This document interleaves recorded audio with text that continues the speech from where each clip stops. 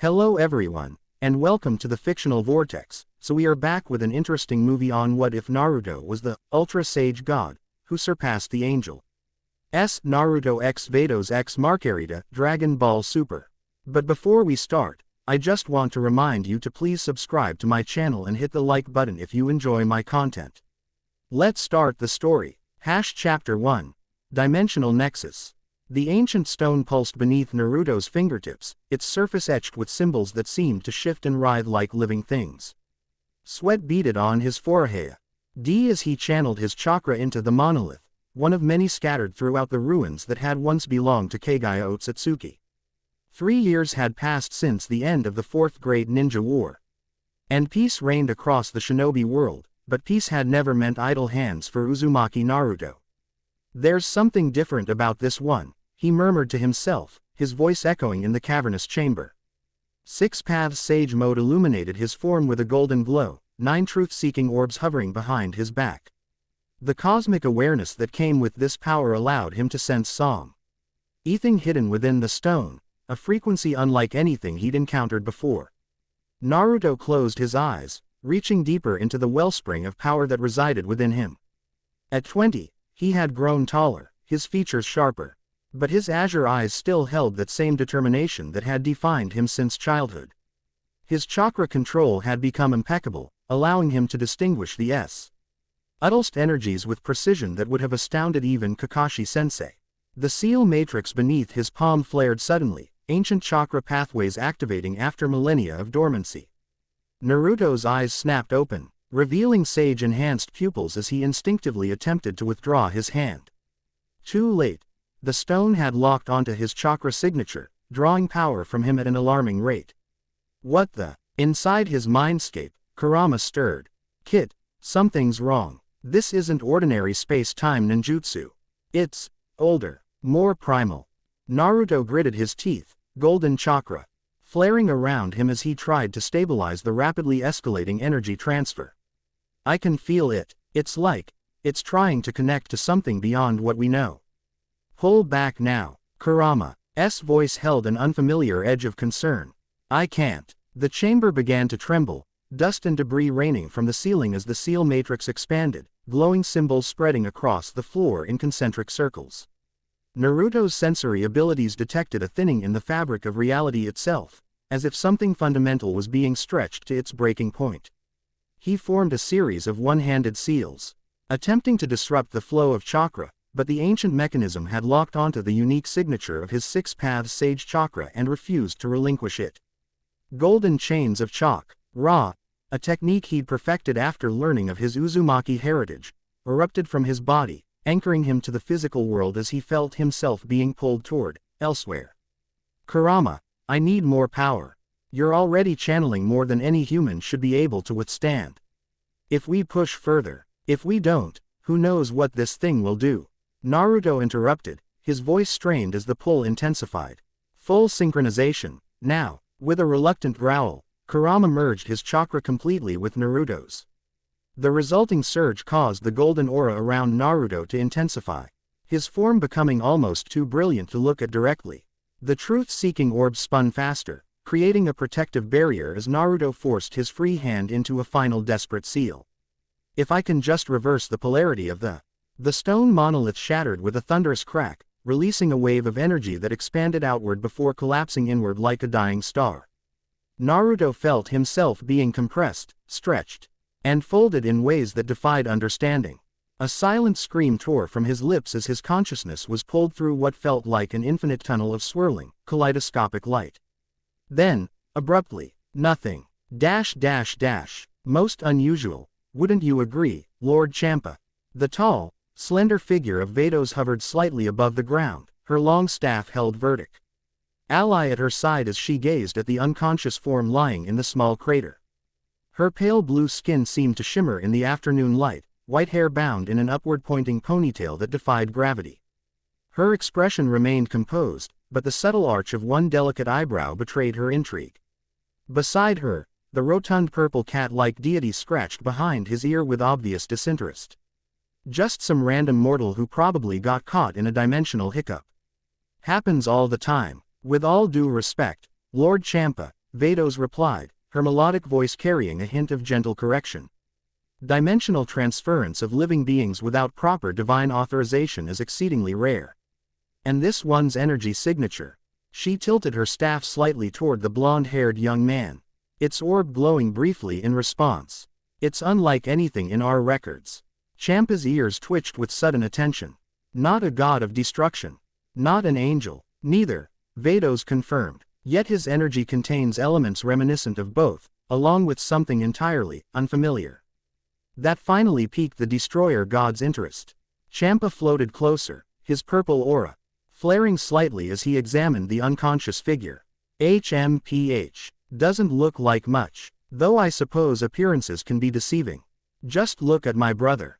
The mention of Beerus caused Champa to scowl reflexively.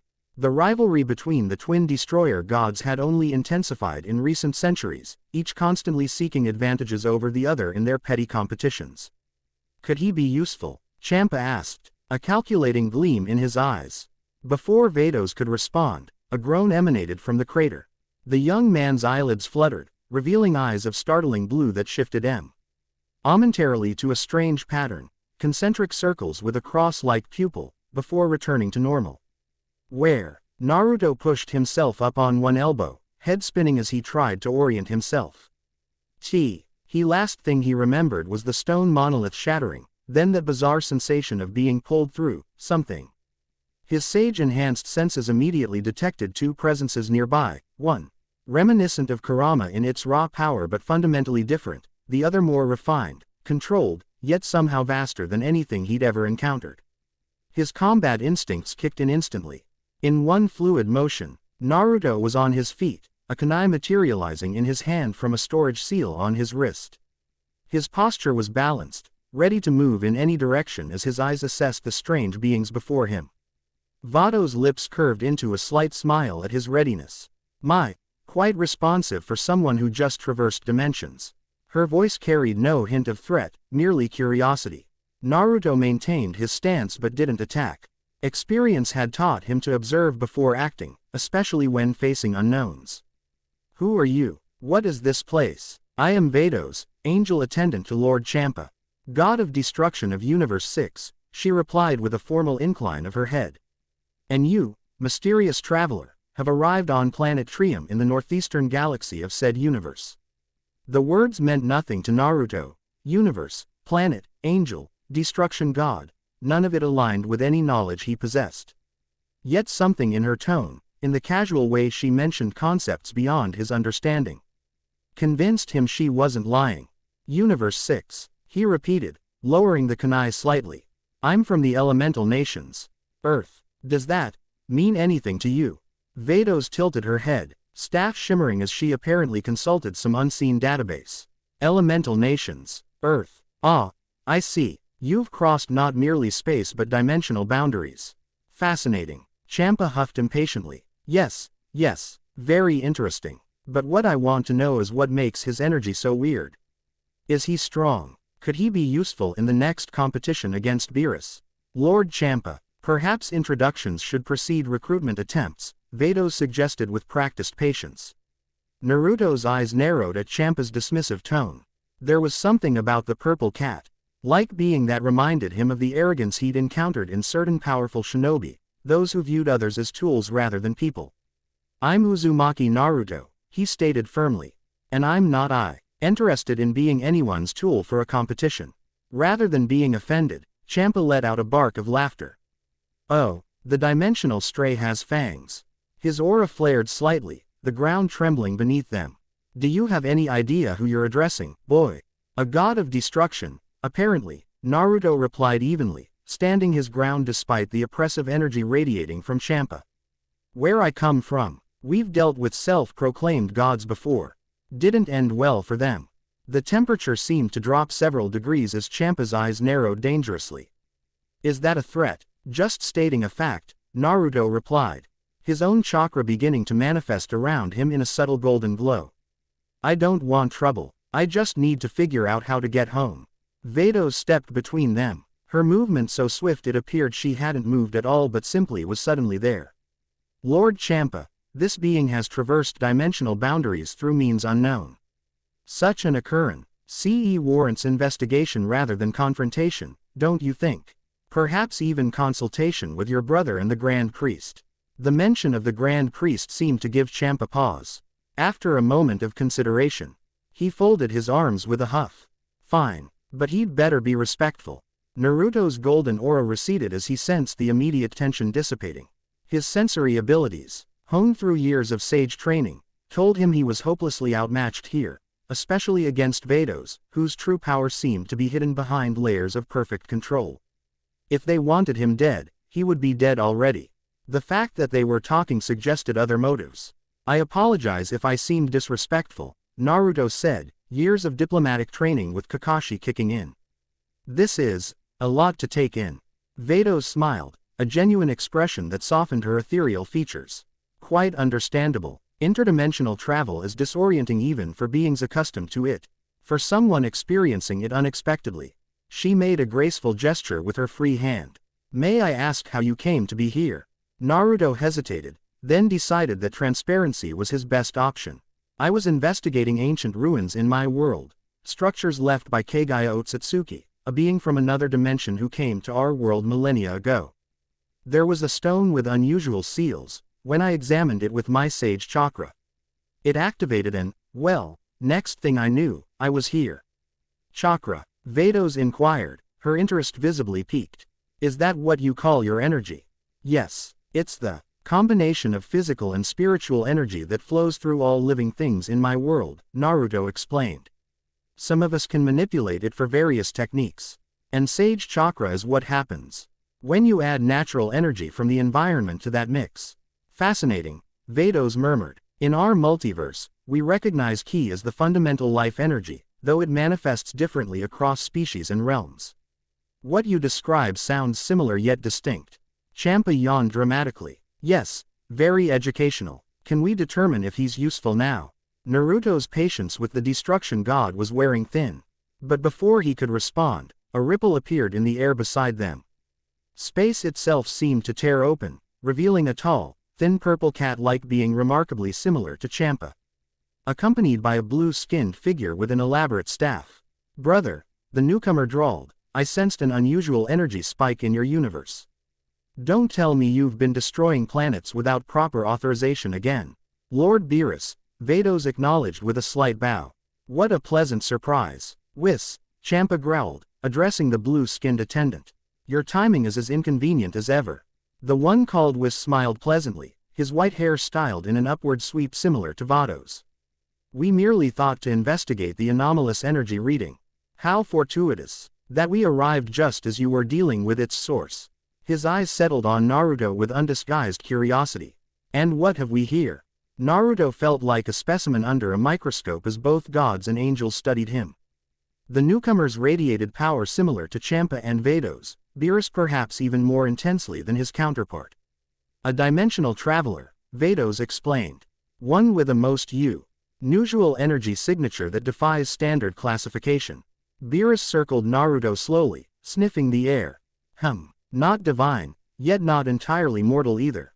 And that golden energy, his eyes narrowed. You smell of fox. Naruto couldn't help the small smile that tugged at his lips.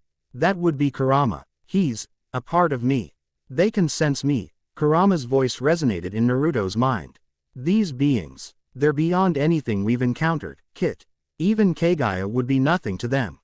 Two energy signatures in one being. Whis remarked, tapping his staff on the ground. The orb atop it glowed, seemingly scanning Naruto. How unusual. And there's something else, a resonance with creation energy itself.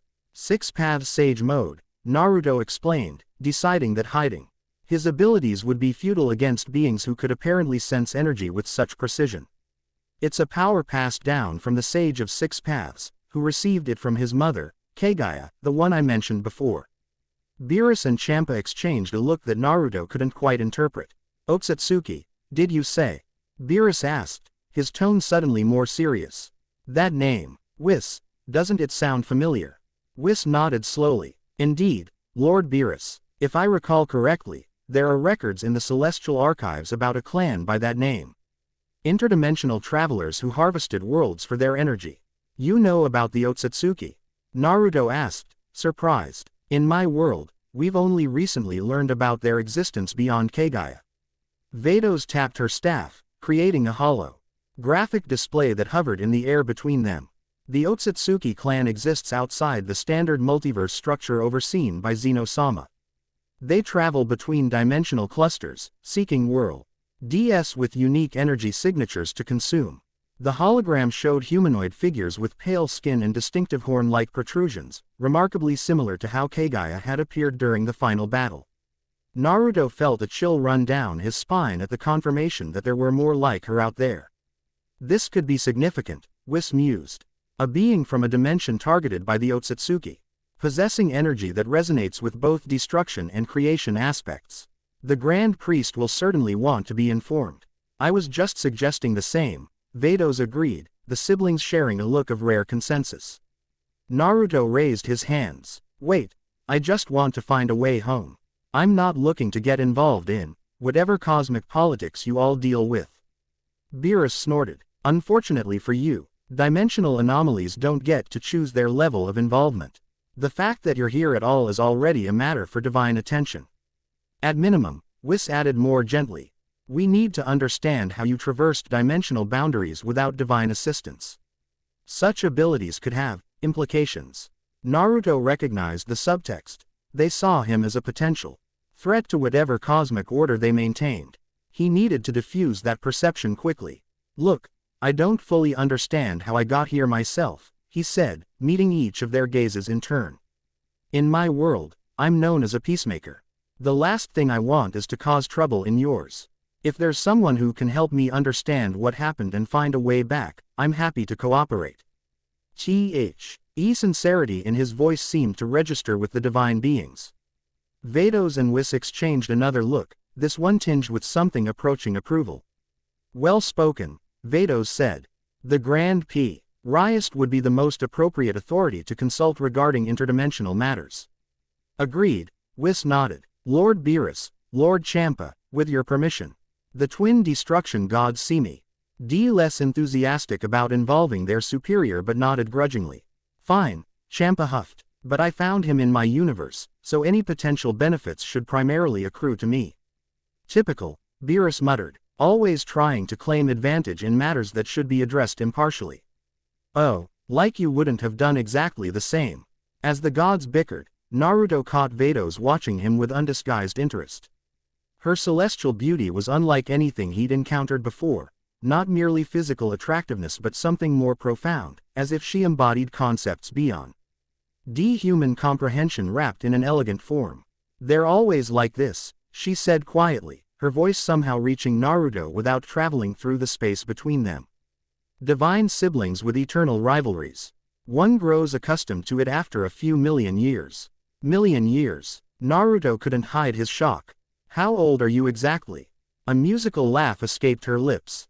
Time becomes rather relative when you exist outside its conventional flow. Let's just say I've witnessed the birth and death of countless stars since I came into being. Before Naruto could process that statement, Whis tapped his staff firmly on the ground, creating a resonant tone that immediately silenced the arguing gods. If we've quite finished, he said pleasantly, though Naruto detected steel beneath the smile. I suggest we proceed to Zeno's palace without further delay. Dimensional anomalies typically warrant prompt attention. Zeno? Naruto asked. The Omni King, Vados explained. The supreme ruler of the multiverse. Naruto had faced many powerful beings in his time, Madara, Kagaya, even Sasuke at the height of his abilities, but something about the reverent way these already godlike beings spoke of this Omni King sent a shiver down his spine. Will he be upset about my presence here? He asked cautiously. The four divine beings exchanged glances that did nothing to reassure him. Zeno-sama's reactions can be unpredictable, Whis offered diplomatically. But the Grand Priest will see you first, which is fortunate. He possesses a more measured perspective on multiverse matters.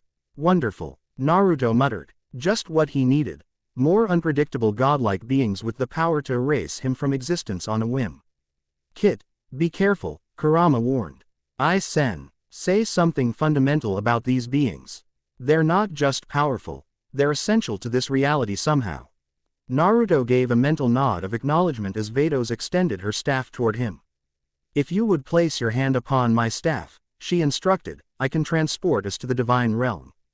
Lord Champa, the purple deity grumbled but placed his hand on the staff as well.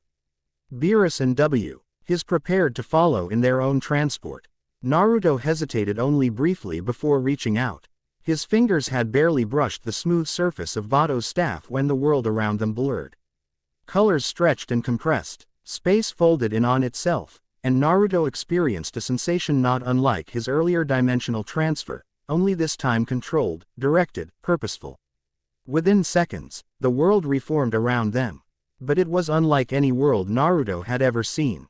They stood on a crystalline platform suspended in an endless void of shifting colors and distant celestial bodies. Massive structures that defied conventional architecture rose around them, buildings that seemed to exist in more dimensions than Naruto could perceive, their forms changing subtly when viewed from different angles. Welcome, Vados said with a hint of amusement at his stunned expression, to the divine realm. Naruto barely had time to take in the impossible surroundings before a new figure appeared before them. Tall and regal, with pale blue skin similar to Vados and Whis but with white hair styled in an upswept mohawk, the being radiated authority that made even the destruction gods straighten their postures. Father, Whis and Vados said in unison, bowing respectfully. The Grand Priest, Champa muttered to Naruto from the corner of his mouth. Show respect if you value your existence. Naruto had never been one for excessive formality, but he recognized when deference was appropriate. He offered a respectful bow, deeper than he would give to most but stopping short of subservience. Grand Priest, Whis began. We bring before you an interdimensional traveler whose arrival presents questions that may require your wisdom. The Grand Priest's eyes, kind yet unfathomably deep, fixed on Naruto with penetrating intensity. I sensed the dimensional disturbance. Most unusual. His voice was melodious yet carried implicit power. Tell me, young one, how did you come to breach the walls between realities? Naruto straightened, meeting the Grand Priest's gaze directly. It wasn't intentional. I was investigating ruins left by a being called Kagaya Otsutsuki in my world.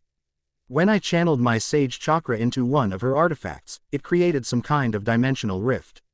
Otsutsuki, the Grand Priest repeated, his expression shifting subtly. That name has not been spoken in the divine realm for eons. He circled Naruto, examining him from different angles. And you possess powers derived from them, yet fundamentally transformed. Interesting. With a gesture from the Grand Priest, a complex array of symbols appeared in the air around Naruto, forming intricate patterns that shifted and reconfigured themselves continuously. You exist outside our standard classification system. The Grand Priest observed, neither mortal nor divine in the conventional sense. Your base essence is human, yet you've integrated energies that typically remain separate in our multiverse. Is that bad? Naruto asked cautiously. A small smile curved the Grand Priest's lips. It is neither good nor bad. It simply is, though it does raise questions about the nature of you, our home dimension and how it relates to ours. He turned to Vados and Whis. A full dimensional analysis will be necessary. In the meantime, he waved his hand again, and a small crystal materialized before Naruto.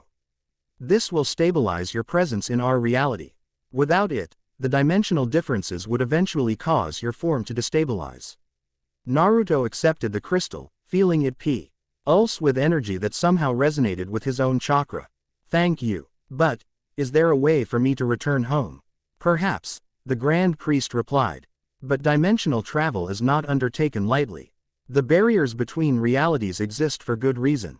Before any such attempt can be made, we must understand exactly how you arrived here in the first place. Which means, Beerus interjected, you'll be staying with us for a while, dimensional traveler. The Grand Priest nodded. Indeed, and given the unique nature of his energy, I believe observation by those familiar with different aspects of cosmic power would be beneficial. His gaze shifted between the destruction gods and their angel attendants. Lords Beerus and Champa, would you object to hosting our visitor alternately while we conduct our investigation? Both destruction gods opened their mouths, likely to argue about who would have first claim, but the Grand Priest continued smoothly. Lord Champa, as he arrived in your universe first, perhaps you would do the honors initially. Champa shot a smug look at his brother before nodding. Of course, I'd be delighted to show our visitor the superior accommodations of Universe 6. Beerus rolled his eyes but didn't contest the decision. Excellent, the Grand Priest said. Vados, please ensure our guest is properly acclimated. I'll expect regular reports on any fluctuations in his energy signature or abilities. Of course, Father, Vados replied with a respectful inclination of her head. Naruto felt like he was being treated as some kind of exotic specimen. But he recognized the pragmatic necessity. If these beings could help him understand how he'd cross dimensions and potentially find a way home, cooperating with their observations was a small price to pay. There is one more matter. The Grand Priest added, his tone becoming more serious. The nature of your energy suggests potential compatibility with divine techniques. This presents opportunities, but also concerns. What kind of concerns? Naruto asked. In our multiverse, the balance between creation and destruction is carefully maintained, the Grand Priest explained. Angels serve as attendants and teachers but are bound by strict neutrality. Gods of destruction maintain cosmic equilibrium through controlled demolition of that which has reached its end. Supreme Kais oversee creation and life. Each role has clear boundaries and limitations. And I don't fit into any of those categories, Naruto surmised. Precisely. Your energy signature contains elements reminiscent of all three, yet structured in ways our system has never encountered. The Grand Priest's expression was unreadable. This bears careful monitoring. Naruto had spent his life defying categories and expectations. Being an anomaly in yet another reality wasn't exactly new territory for him. I understand, he said. I'll try not to disrupt your cosmic balance while I'm here. A hint of amusement flickered across the Grand Priest's face. An admirable intention, though I suspect that simply by existing here, you've already initiated ripples of change. He turned to the others. That will be all for now. I must inform Zeno-sama of our visitor, though perhaps not just yet. Let us learn more first. With that, the Grand Priest vanished as suddenly as he had appeared, leaving Naruto with the destruction gods and their angel attendants. Well, Champa said, clapping his hands together with unexpected enthusiasm, shall we show our interdimensional guest what Universe 6 has to offer? Vados smiled. Indeed, Lord Champa, though perhaps we should begin with something more fundamental than a tour. She turned to Naruto. Would you be willing to demonstrate some of your abilities? It would help us better understand your energy and perhaps provide insights into your dimensional transition. Naruto hesitated, revealing the full extent of his abilities to beings whose motives and allegiances he didn't fully understand went against his shinobi training. On the other hand, he was clearly outmatched here, and cooperation seemed the wisest course. I can show you some basics, he offered. But I'd like to know more about your world too. Fair exchange of information. Reasonable enough, Vados agreed. Lord Champa, the destruction god waved a hand dismissively. Yes, take him to the training dimension. Just make sure he doesn't break anything important. Beerus, who had been unusually quiet, stepped forward. I'll be observing as well. This, shinobi, interests me.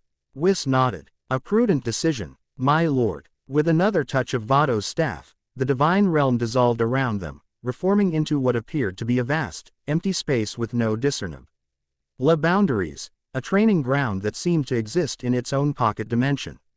Here we can observe your abilities without risk to any inhabited worlds, Vados explained.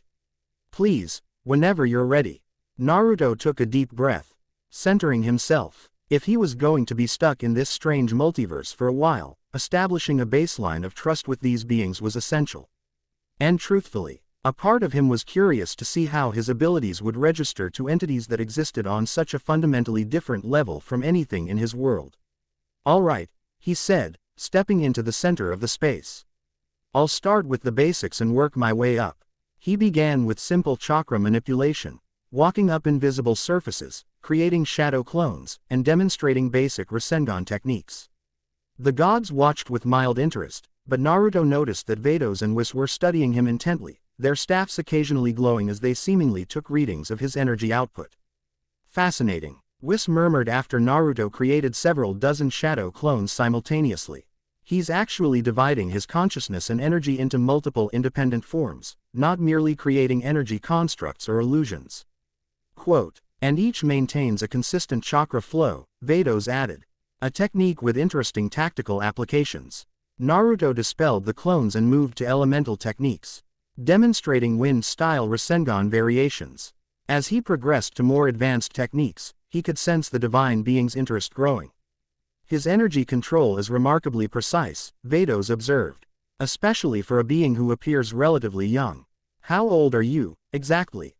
Beerus asked abruptly. 20, Naruto replied, dispersing the massive wind shuriken he'd formed. The gods and angels exchanged looks of surprise. 20 years, Champa repeated, and you've mastered energy control to this degree. Most species require centuries to achieve such precision. Naruto shrugged. Where I come from, we start training young.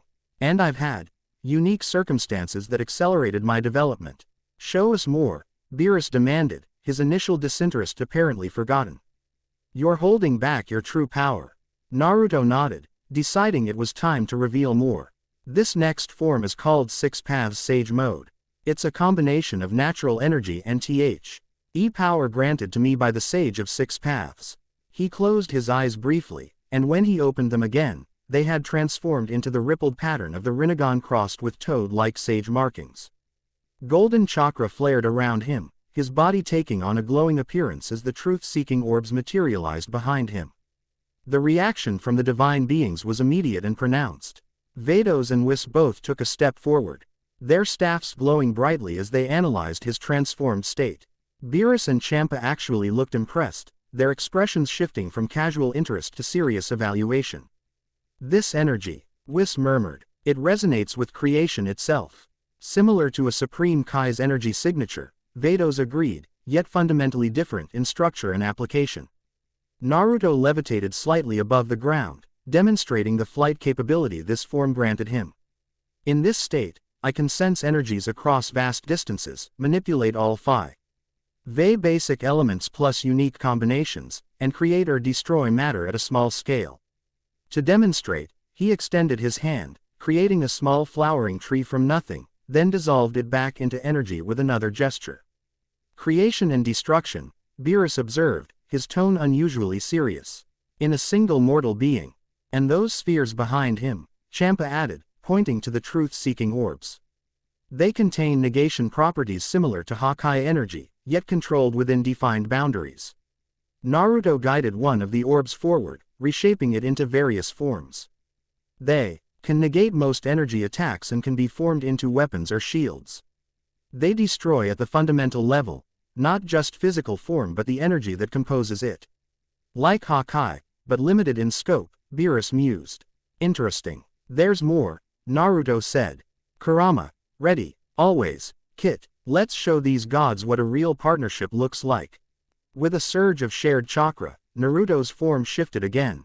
The golden glow intensifying as 9 massive chakra tails formed behind him, swirling with energy. His features became more feral, whisker marks deepening as Kurama's influence merged with his Six Paths Sage mode.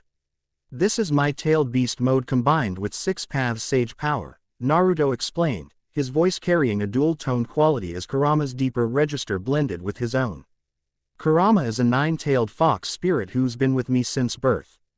The training dimension actually trembled slightly under the output of raw power, causing Vados to tap her staff once to stabilize it. 2 conscious entities sharing a single form, she observed. Yet neither dominating the other. A true symbiosis. We haven't seen anything like this since.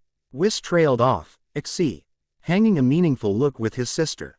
Since the original god of destruction and creation partnerships, before the roles were separated, Vados completed. That caught Naruto's attention. What do you mean? In the earliest days of the multiverse, Whis explained, before the current system was established, destruction and creation were handled by paired entities working in concert rather than separate gods with distinct domains. The practice was abandoned due to complications. Power corrupts, Beerus said bluntly. Having both aspects in a single partnership proved too tempting. Lines were crossed. Entire universal sectors had to be reset. Naruto let his transformation fade, returning to his normal appearance as he processed this information. And you think I'm somehow similar to those original partnerships? Not identical, Vados clarified, but there are resonant patterns in your energy signature that suggest comparable potential. The balance you maintain with your internal partner, this Kurama, and the way you integrate natural energy with your own life force, it creates harmonics that our instruments recognize from ancient records. The question, Champa interjected, is whether this makes you a valuable asset or a dangerous anomaly. Naruto met the destruction god's gaze steadily. Where I come from, I'm known as the child of prophecy, someone who would either save the world or destroy it. I chose to save it. I've always chosen peace and protection over power for its own sake. Noble sentiments, Beerus said, though his tone suggested he found such idealism naive. But principles are easy to maintain until truly tested. I've been tested, Naruto replied quietly. I've faced gods, lost friends, been offered power beyond imagination at the cost of my humanity. I've made my choices. Something in his voice, the weight of experience behind the words, seemed to register with the destruction gods. They exchanged a look that Naruto couldn't quite interpret. Well, Vados said after a moment of silence, I believe we've gathered sufficient preliminary data. Lord Champa, shall we return to your planet? Our guest has had quite an eventful day by any standard. Champa nodded. Yes, I suppose he should rest. Dimensional travel is taxing, even for beings far more powerful than him. Naruto might have taken offense at the casual dismissal of his power level if he hadn't been genuinely exhausted. The combination of his inadvertent dimensional journey, the divine realm visit, and the power demonstrations had depleted his reserves more than he cared to admit. As Vados prepared to transport them back to Universe 6, Whis approached Naruto. A word of advice, the angel said quietly. The multiverse you've entered operates on different, fundamental principles than your home dimension. What qualifies as good or evil here may not align with your understanding of those concepts. Meaning, Naruto asked. Meaning that destruction is not inherently evil in our cosmos, it's a necessary function for renewal and balance. Creation without destruction leads to stagnation and corruption. Whis' expression was serious. Judge what you see by its purpose, not merely its form. Before Naruto could respond, Vados' staff glowed, and the training dimension dissolved around them. As they traveled through whatever impossible space existed between dimensional pockets, Naruto reflected on Whis' words.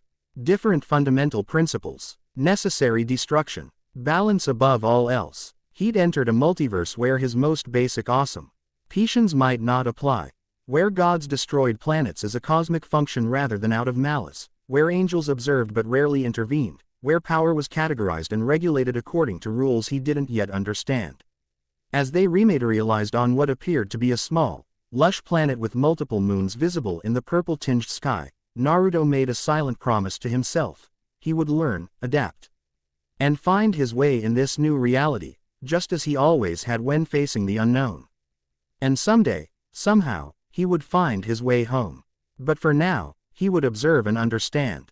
After all, that was the essence of the sage's path, wisdom through experience, strength through comprehension. Welcome to my humble abode, Champa announced with evident pride, gesturing to an Elabora palace that seemed to float partly above the planet's surface. The finest accommodations in Universe 6, if I do say so myself. Thank you for your hospitality, Naruto replied diplomatically. As they approached the floating palace, Vados fell into step beside him. I sense you have many questions, she said, her melodious voice carrying a hint of amusement.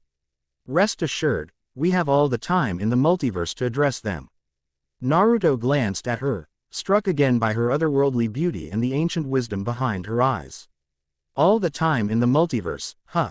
That's a pretty big promise. The angel's lips curved in a smile that somehow conveyed both warmth and mystery. Indeed it is, and I find myself unusually curious to see how an anomaly like you might reshape our understanding of what's possible. As they entered the palace, Naruto couldn't shake the feeling that his arrival in this strange multiverse was more than mere accident, that perhaps, as had happened so many times in his life, he'd been drawn into something larger than himself, a pattern or purpose not yet fully revealed. Whatever awaited him here, he would face it as he always had, with determination, adaptability. and the unshakable will to forge connections even across the boundaries of dimensions. Chapter 1 End Chapter 2, The Stranger Among Gods. Morning arrived on Champa's world with an explosion of prismatic light. 3 suns, one crimson, one gold, and one pale blue, crested the horizon simultaneously, bathing the floating palace in an otherworldly glow that shifted moment by moment as celestial bodies rose at different speeds. Naruto stood on the balcony of his appointed chambers, transfixed by the astronomical impossibility unfolding before him. The tri-stellar dawn, came Vados' melodic voice from behind him. A phenomenon unique to Lord Champa's personal realm. The 3 stars orbit each other in a pattern that brings them into perfect alignment only once every 73 years. Naruto turned to find the angel hovering a few inches above the polished crystal floor, her staff held vertically at her side. The morning light played across her pale blue skin, creating subtle iridescent patterns that reminded him of sunlight through water. You're telling me I just happened to arrive in time for a once-in-73 years event? Naruto asked, one eyebrow raised skeptically. A smile curved Vados' lips. Time is rather malleable, for those who know how to adjust it. I thought you might appreciate witnessing something truly unique to our multiverse. The casual mention of time manipulation reminded Naruto yet again of the unfathomable power these beings wielded. He'd spent the night trying to reconcile what he'd learned about this new reality with his understanding of his own world. The more he contemplated it, the more he realized how limited his perspective had been. Thank you, he said sincerely, turning back to the spectacular sunrise. It's beautiful. Vados moved beside him, her presence radiating a subtle energy that Naruto's sage senses perceived as both ancient and pristine, like a mountain spring that had flowed for millennia yet remained perfectly clear. The Grand Priest has requested your presence, she said after a moment of shared appreciation for the celestial display. He wishes to conduct a more thorough evaluation of your abilities and energy signature. Quote, Naruto nodded, having expected something like this. When do we leave? After you've had breakfast. Even interdimensional travelers require sustenance, Vados replied with a hint of amusement. Lord Champa has arranged quite a spread. He takes great pride in Universe 6's culinary achievements, perhaps the only area where he consistently outshines his brother. I noticed he's not exactly a paragon of restraint when it comes to food, Naruto observed dryly. A musical laugh escaped Vados. A diplomatic observation. Lord Champa's appreciation for gastronomy is indeed comprehensive. She tapped her staff once on the floor, and a doorway appeared in what had previously been a solid wall. This way, if you please. And do prepare yourself, Universe. 6 breakfasts tend toward the extravagant. Extravagant proved an understatement. The dining hall stretched beyond what seemed physically possible, its far end disappearing into a haze of distance. Table. A single piece of luminescent material that resembled neither wood nor stone nor metal, was laden with dishes from what must have been dozens of different worlds. Champa himself was already seated, methodically working his way through what appeared to be a roasted creature the size of a small house. Ah, the dimensional anomaly awakens. He called out around a mouthful of food. Come, you must try the seared Colixian sky whale. A delicacy that Lord Beerus can only dream about since they went extinct in his universe 3 million years ago. Naruto approached the table, momentarily overwhelmed by the sheer variety of unfamiliar foods. Some dishes glowed, others moved, and at least one appeared to be singing softly. Thank you, he said, taking a seat and eyeing the offerings cautiously. It all looks interesting. Vados, noting his hesitation, used her staff to levitate several dishes toward his plate. These should be compatible with your physiology. I've taken the liberty of analyzing your biological makeup overnight to determine what would be safe for your consumption. You analyzed my biological makeup while I was sleeping? Naruto asked, not sure whether to be impressed or disturbed. Merely a standard precaution, Vados replied smoothly. Different universes operate on slightly different physical laws. What nourishes in one might poison in another. Champa snorted. She's being overcautious. I've never seen a species that couldn't handle Universe 6 cuisine. Well, except for those gaseous entities from the Heraxian Nebula, but they don't really eat so much as absorb ambient radiation. Quote, Naruto cautiously tasted one of the dishes Vados had selected, something that resembled a blue fruit with spiraling patterns across its skin. The flavor exploded across his tongue, reminiscent of every sweet thing he'd ever tasted yet somehow entirely new.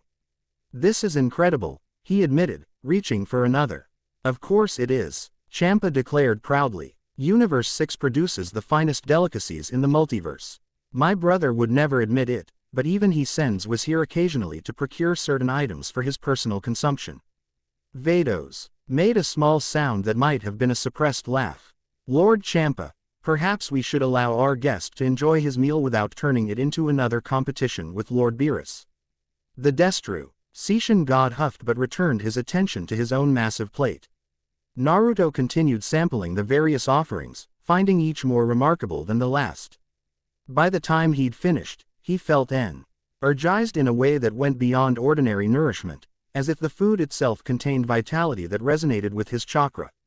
That was amazing, he said, setting down what appeared to be a utensil made from crystallized light. Thank you for your hospitality. Champa waved a dismissive hand, though Naruto detected a hint of pleasure at the compliment. Yes, now, Vados tells me you're due for a more thorough examination by the Grand Priest. Try not to embarrass Universe 6 while you're there. I'll do my best, Naruto replied, unable to resist adding, though I'm not technically a Universe 6 resident.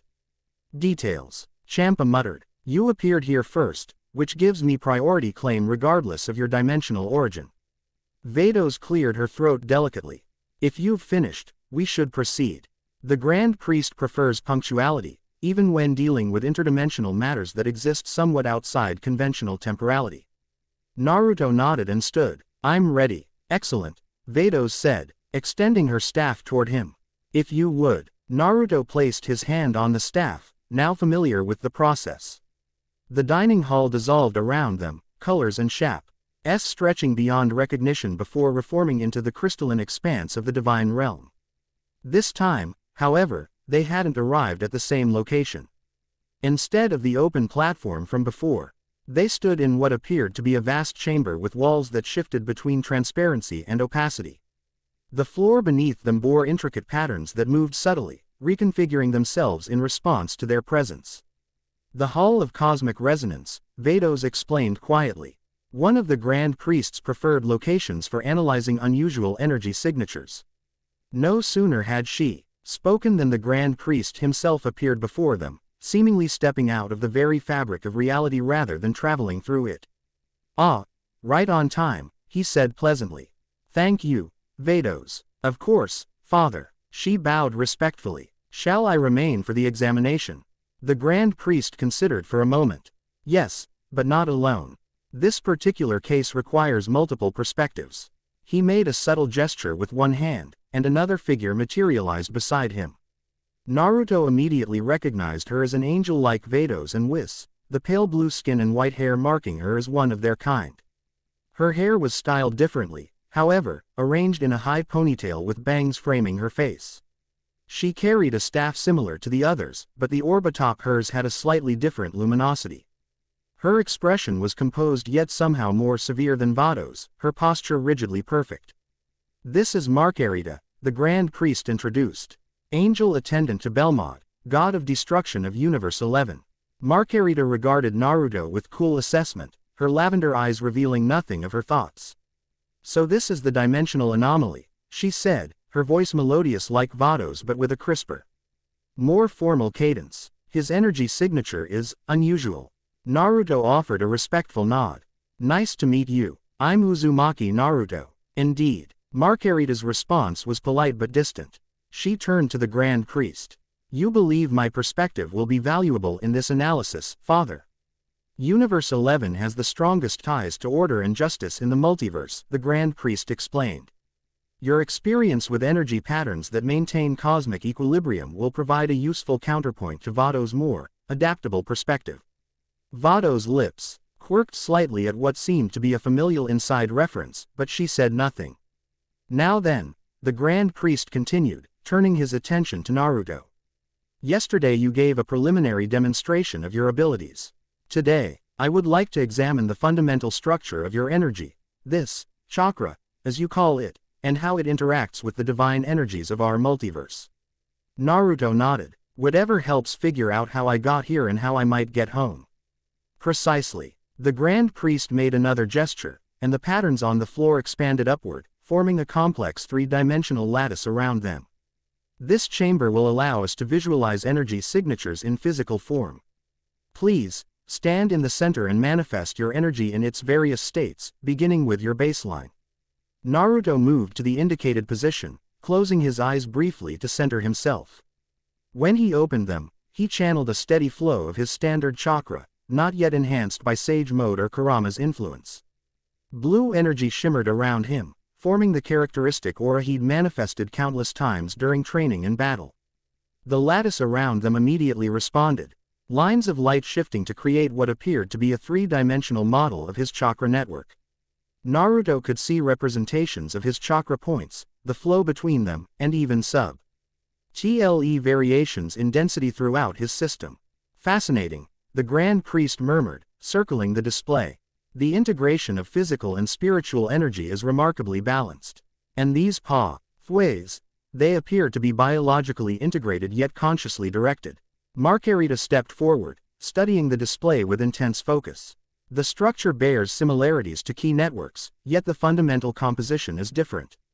Ki emerges from life force itself, while this chakra seems to exist as a separate but interconnected system.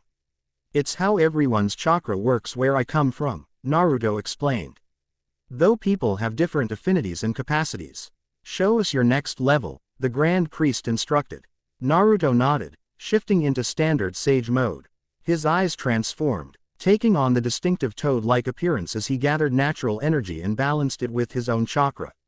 The visual representation around him changed immediately, new pattern. S of energy appearing as threads of green light interwoven with the blue. He's drawing energy directly from his surroundings, Marcarita observed, a note of concern entering her voice. Even from the divine realm itself. Yes, the Grand Priest confirmed, though he seemed more intrigued than alarmed. Yet notice how he maintains perfect equilibrium.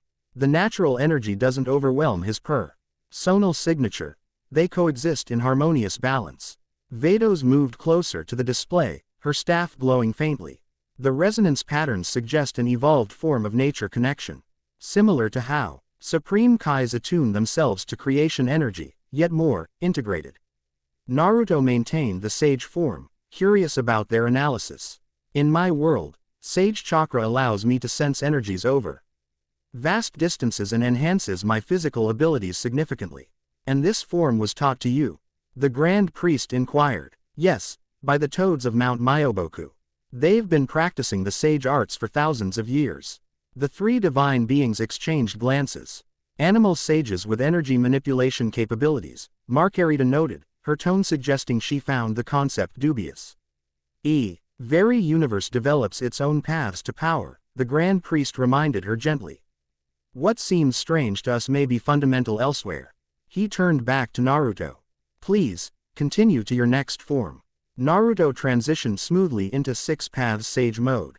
His eyes transformed into the rippled Rinnegan pattern, and golden chakra flared around him as the truth-seeking orbs materialized at his back. The lattice display became significantly more complex, golden light interweaving with the blue and green in patterns that extended beyond the visible structure into dimensions that seemed to fold back on themselves. The reaction from the divine beings was immediate. Marcarita actually took a step back, her composed expression giving way to momentary surprise. Vados leaned forward, eyes widening with interest. The Grand Priest remained outwardly calm, but his attention sharpened visibly. This energy, Marcarita began, her voice unusually hesitant. It resonates with creation principles. And destruction, Vados added softly. Look at the harmonic patterns around those spherical constructs. The Grand Priest raised his hand, and a portion of the display expanded, focusing on one of the truth-seeking orbs. The visualization revealed layers of energy that shifted between creation and negation in perfect, oscillating balance.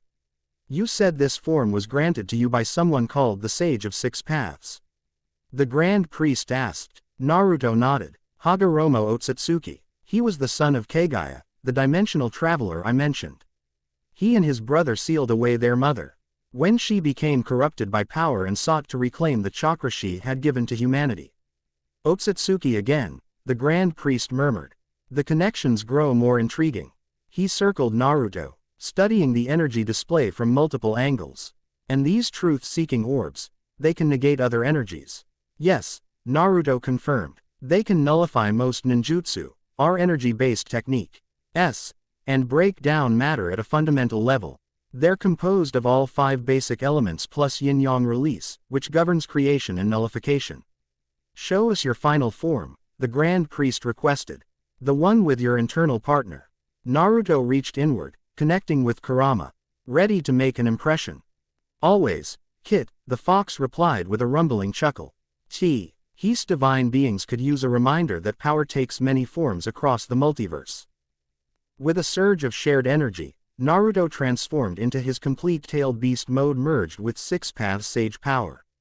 Golden chakra erupted around him, forming the distinctive fox-like shroud with 9 massive tails. His features became more feral, eyes shifting to slitted crimson within the Rinnegan pattern. The visualization lattice actually strained to contain the display, lines of light bending and reconfiguring rapidly to accommodate the massive surge of dual-natured energy. For the first time, a second consciousness appeared in the display, Kurama's chakra signature manifesting as a distinct but perfectly synchronized pattern interwoven with Naruto's own. The Grand Priest made a subtle gesture, strengthening the lattice. 2 conscious entities in perfect harmonic resonance, he observed. Not possession, not dominance, but true symbiosis. Impossible, Marcarita whispered, though. The evidence before her contradicted her assessment. Such partnerships always result in corruption or dominance. The stronger entity invariably subjugates or absorbs the weaker. And yet, Vados countered, gesturing to the display. We see perfect equilibrium maintained despite significant power fluctuations. Neither signature attempts to overtake the other. We've been partners for a long time, Naruto explained. Kurama's deeper tones resonating beneath his voice. We fought each other at first, but eventually realized we were stronger together than apart. May I address the second consciousness directly? The Grand Priest asked. You may, Kurama responded, temporarily taking greater control of their shared voice. I am Kurama, the 9-tailed fox, strongest of the tailed beasts created by the Sage of 6 Paths. Fascinating, the Grand Priest said. And you maintain individual consciousness even when your energies are fully merged. We do. I see through Naruto's eyes, feel through his senses. Yet remain myself. He accesses my power, yet remains himself.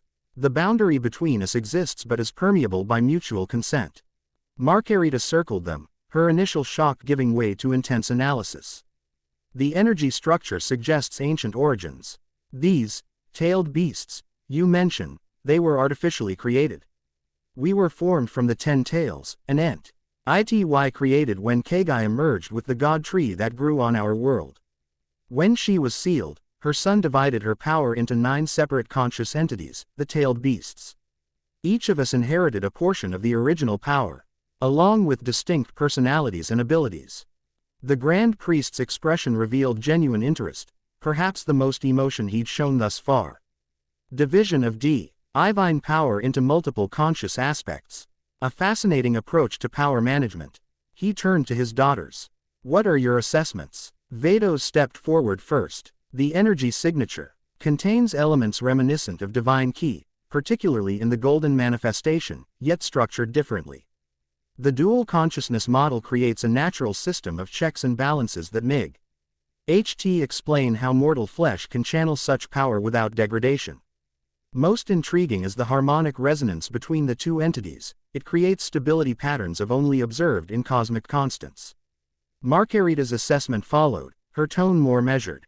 I concur regarding the stability patterns, though I remain concerned about the implications.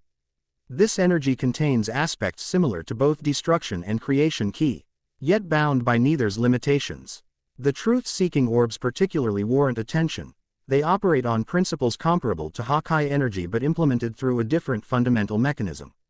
From a cosmic order perspective, this represents an unclassified energy paradigm that exists outside established hierarchies. The Grand Priest nodded, considering their observations. Indeed, which brings us to the central question, how does such an energy signature interact with our multiverse's fundamental laws? He turned to Naruto. I would like to conduct a direct resonance test. With your permission. Naruto, still in his transformed state, nodded. What does that involve? I will briefly synchronize my energy with yours, a diagnostic technique T. Hat allows direct assessment of compatibility with divine essence. The Grand Priest approached, his hand raised. You may experience some unusual sensations. Be careful, Naruto, Kurama cautioned internally. His energy is beyond anything we've encountered. I understand, Naruto replied to both of them. Go ahead. The Grand Priest placed his palm against Naruto's chest. For a heartbeat, nothing seemed to happen. Then, infinity exploded behind Naruto's eyes. Cosmic awareness cascaded through his consciousness like a tidal wave of pure information. For an eternal instant, he perceived the multiverse in its totality, 12 universes rotating around a central axis, countless galaxies spinning within each, the fabric of reality itself maintained by forces so fundamental they had no names in human language. He saw the hierarchies of existence from the lowliest subatomic particles to the highest divine beings, all connected in patterns of staggering complexity. And beyond it all, he glimpsed something else, something outside the multiverse yet intimately connected to it. Other dimensional clusters, other systems of reality, separated by barriers that weren't physical but conceptual. And somewhere among them, like a distant star, the faint signature of his home dimension. Then, as suddenly as it had begun, the connection severed. Naruto gasped, dropping to one knee as his transformation dissolved, leaving him in his base form. Sweat beaded on his forehead as he struggled to process even a fraction of what he'd experienced. Forgive me, the Grand Priest said, his voice genuinely contrite. I underestimated the reaction. Your energy structure is more receptive to divine resonance than anticipated. Vados was immediately at Naruto's side, her staff glowy. As she stabilized his fluctuating chakra. Easy, she murmured. Focus on your center. Let the excess energy dissipate naturally. Naruto took several deep breaths, gradually regaining his equilibrium. I saw everything, he whispered. The whole multiverse, and beyond it, other clusters of reality, including, I think I saw my home. The Grand Priest's expression sharpened with interest. You perceived the dimensional barriers. Most unusual. Even lower deities cannot comprehend such structures without specific training. It was just for an instant, Naruto said, rising to his feet with Vados' assistance. But yes, I could see how realities are organized, separated yet connected. This confirms my concerns, Marcarita interjected, her voice cool. His energy structure is abnormally receptive to divine essence. Such compatibility in a mortal form presents significant risks to cosmic hierarchy. Or significant opportunities, Vados countered smoothly. Adaptability is not inherently threatening, sister. The Grand Priest raised a hand, silencing the developing debate. Both perspectives have merit. He turned to Naruto. What you experienced was not merely observation, but actual resonance with divine awareness. Your chakra, particularly in its sage-enhanced state, appears capable of harmonizing with energies usually accessible only to celestial beings. Is that how I cross dimensions? Naruto asked, seeing potential connections. Kagaya's stone somehow activated that resonance. A reasonable hypothesis, the Grand Priest acknowledged. Dimensional travel requires energy that can interface with the fundamental fabric of reality. If this Kagaya possessed similar abilities and created artifacts attuned to them, activating such an artifact with your unique chakra might indeed have created a temporary dimensional passage. Then can we recreate it? Find a way for me to return home. The Grand Priest's expression became more reserved. Perhaps, eventually. But dimensional boundaries exist for good reason. Breaching them without proper understanding and safeguards risks damage to both realities involved. Before any attempt can be made, we must fully comprehend the mechanism of your transition. Naruto nodded, disappointed but understanding the caution. So what happens now? Now, the Grand Priest said, dismissing the energy visualization lattice with a gesture. We must determine how best to proceed with your temporary integration into our multiverse. Your energy signature's unusual properties suggest both opportunities and challenges. Father, Marcarita spoke up, her voice formal but insistent. Given the potential implications, I request assignment to this case alongside Vados. Universe 11's protocols for anomalous entities would provide valuable structure for monitoring and assessment. The Grand Priest considered this for a moment, then nodded. A reasonable suggestion. Multiple perspectives will indeed be valuable. He turned to Vados. Do you object to sharing observation duties? Not at all, Vados replied with a small smile that Naruto couldn't quite interpret. I welcome Marcarita's rigorous approach. Perhaps our guest could divide his time between Universe 6 and Universe 11, experiencing different aspects of our multiverse while we continue our analysis. An excellent compromise, the Grand Priest agreed. Naruto, are you amenable to this arrangement? Naruto glanced between the two angel sisters, noting the subtle tension beneath their cordial exchange. Marcarita clearly viewed him as a potential threat to whatever cosmic order she valued, while Vados seemed genuinely intrigued by his abilities and origins. Spending time in both their universes might give him broader understanding of this new reality. I have no objections, he said. Learning about different universes might help me understand how I got here in the first place. Excellent. Then it's settled. The Grand Priest made a subtle gesture, and a small crystalline device appeared floating before Naruto. This communicator will allow you to contact either Vados or Marcarita should you require assistance.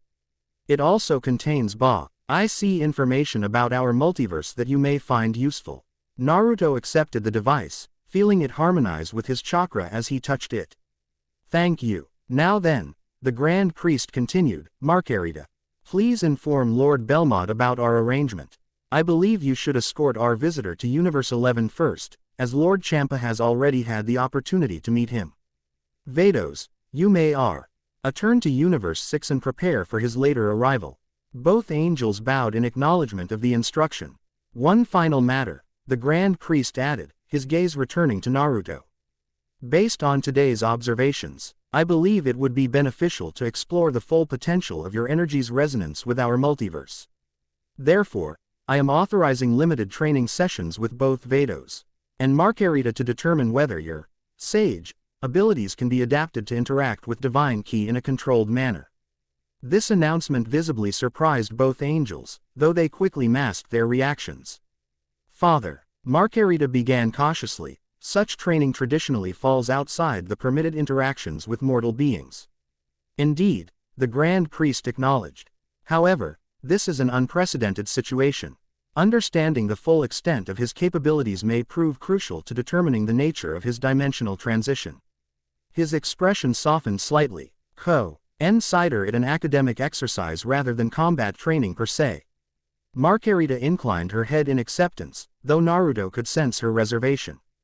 Vados, by contrast, seemed intrigued by the prospect. I look forward to exploring the similarities and differences between chakra and divine ki, she said, glancing at Naruto with what appeared to be genuine intellectual curiosity.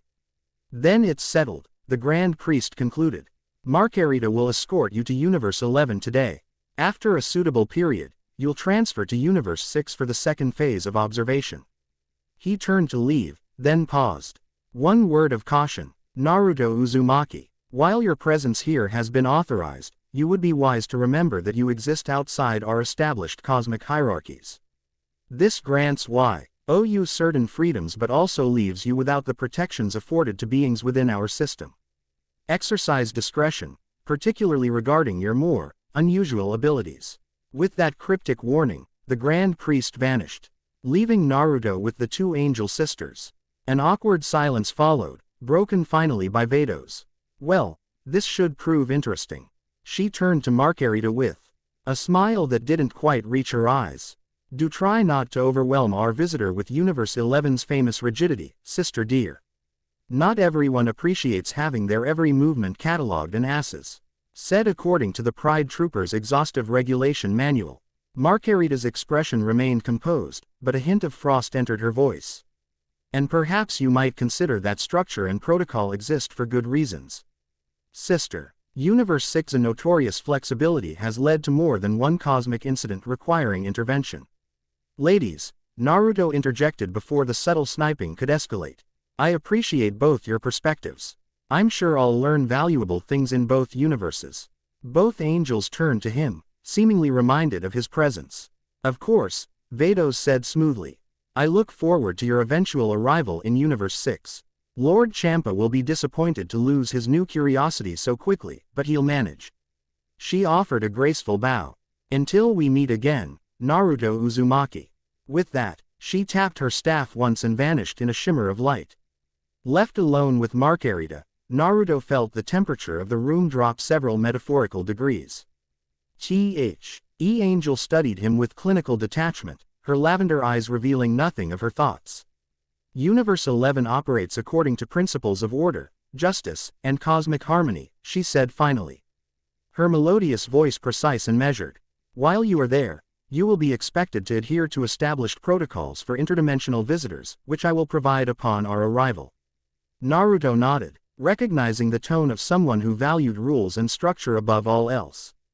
It reminded him somewhat of Neji in the days before their Chunin exam match, rigid, formal, convinced of a single correct path. I understand, he said. I'll do my best to respect your universe's customs. Marcarita seemed slightly surprised by his easy agreement. Very well. Are you prepared to depart? Just one question first, Naruto said. You seemed concerned about my energy signature during the examination. Do you see me as a threat to your universe? Direct confrontation of the unspoken tension wasn't what Marcarita had expected, judging by the subtle widening of her eyes. After a moment's consideration, she answered with surprising candor. I see you as an unknown variable in a system that functions through predictable constants, she said. Your energy contains aspects similar to both creation and destruction, yet bound by neither's limitations or oversight. In my experience, unregulated power inevitably leads to imbalance. She paused, then added, however, the Grand Priest has authorized your presence, and I respect his judgment implicitly. Naruto appreciated the honesty, and if the underlying sentiment was less than welcoming. For what it's worth, in my world I've dedicated my life to maintaining peace and balance.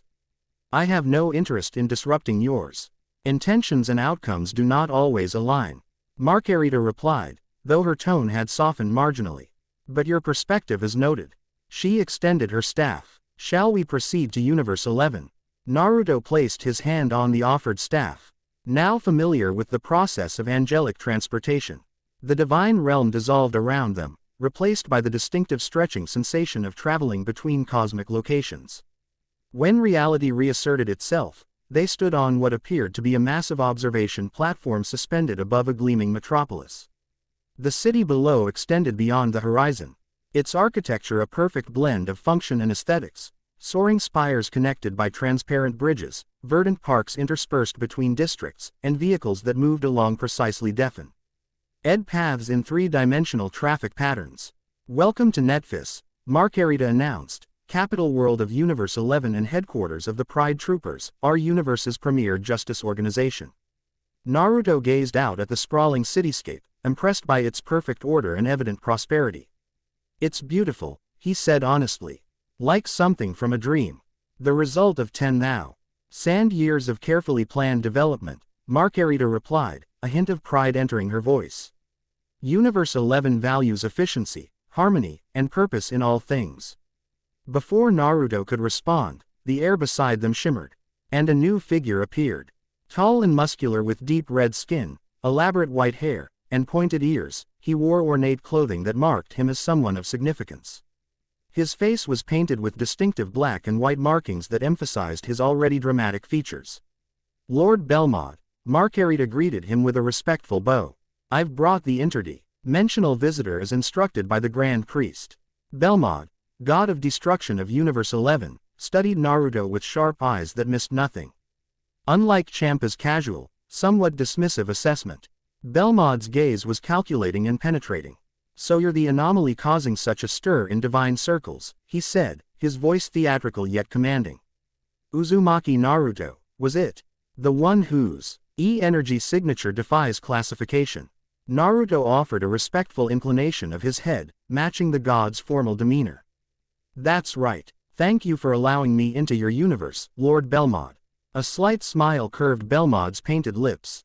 Polite, at least. Better than some visitors we've received. He circled Naruto slowly, assessing him from all angles. Marcarita has briefed me on your unusual abilities and the Grand Priest's interest in your case. While you're in Universe 11, you'll be under my authority and Marcarita's direct supervision. Is that clear, Crystal? Naruto replied evenly. Good. Belmod stopped his circling, apparently satisfied with his initial assessment. I've arranged for the Pride Troopers to provide orientation and accommodation. Their leader, Jiren, is currently off-world on a mission, but his Lieutenant Toppo will oversee your integration. As if on cue, a massive figure ascended to the platform from below. Enormous in both height and girth. With a distinctive mustache and beard, the newcomer wore a red and black uniform emblazoned with a distinctive symbol. Despite his intimidating size, he moved with surprising grace. Toppo, Chief Lieutenant of the Pride Troopers. Marcarita introduced. This is Uzumaki Naruto, the interdimensional visitor the Grand Priest informed you about. Toppo regarded Naruto with stern eyes, then executed a formal bow. On behalf of the Pride Troopers, I welcome you to Universe 11. Justice knows no dimensional boundaries. The declaration was delivered with such earnest conviction that Naruto couldn't help but smile.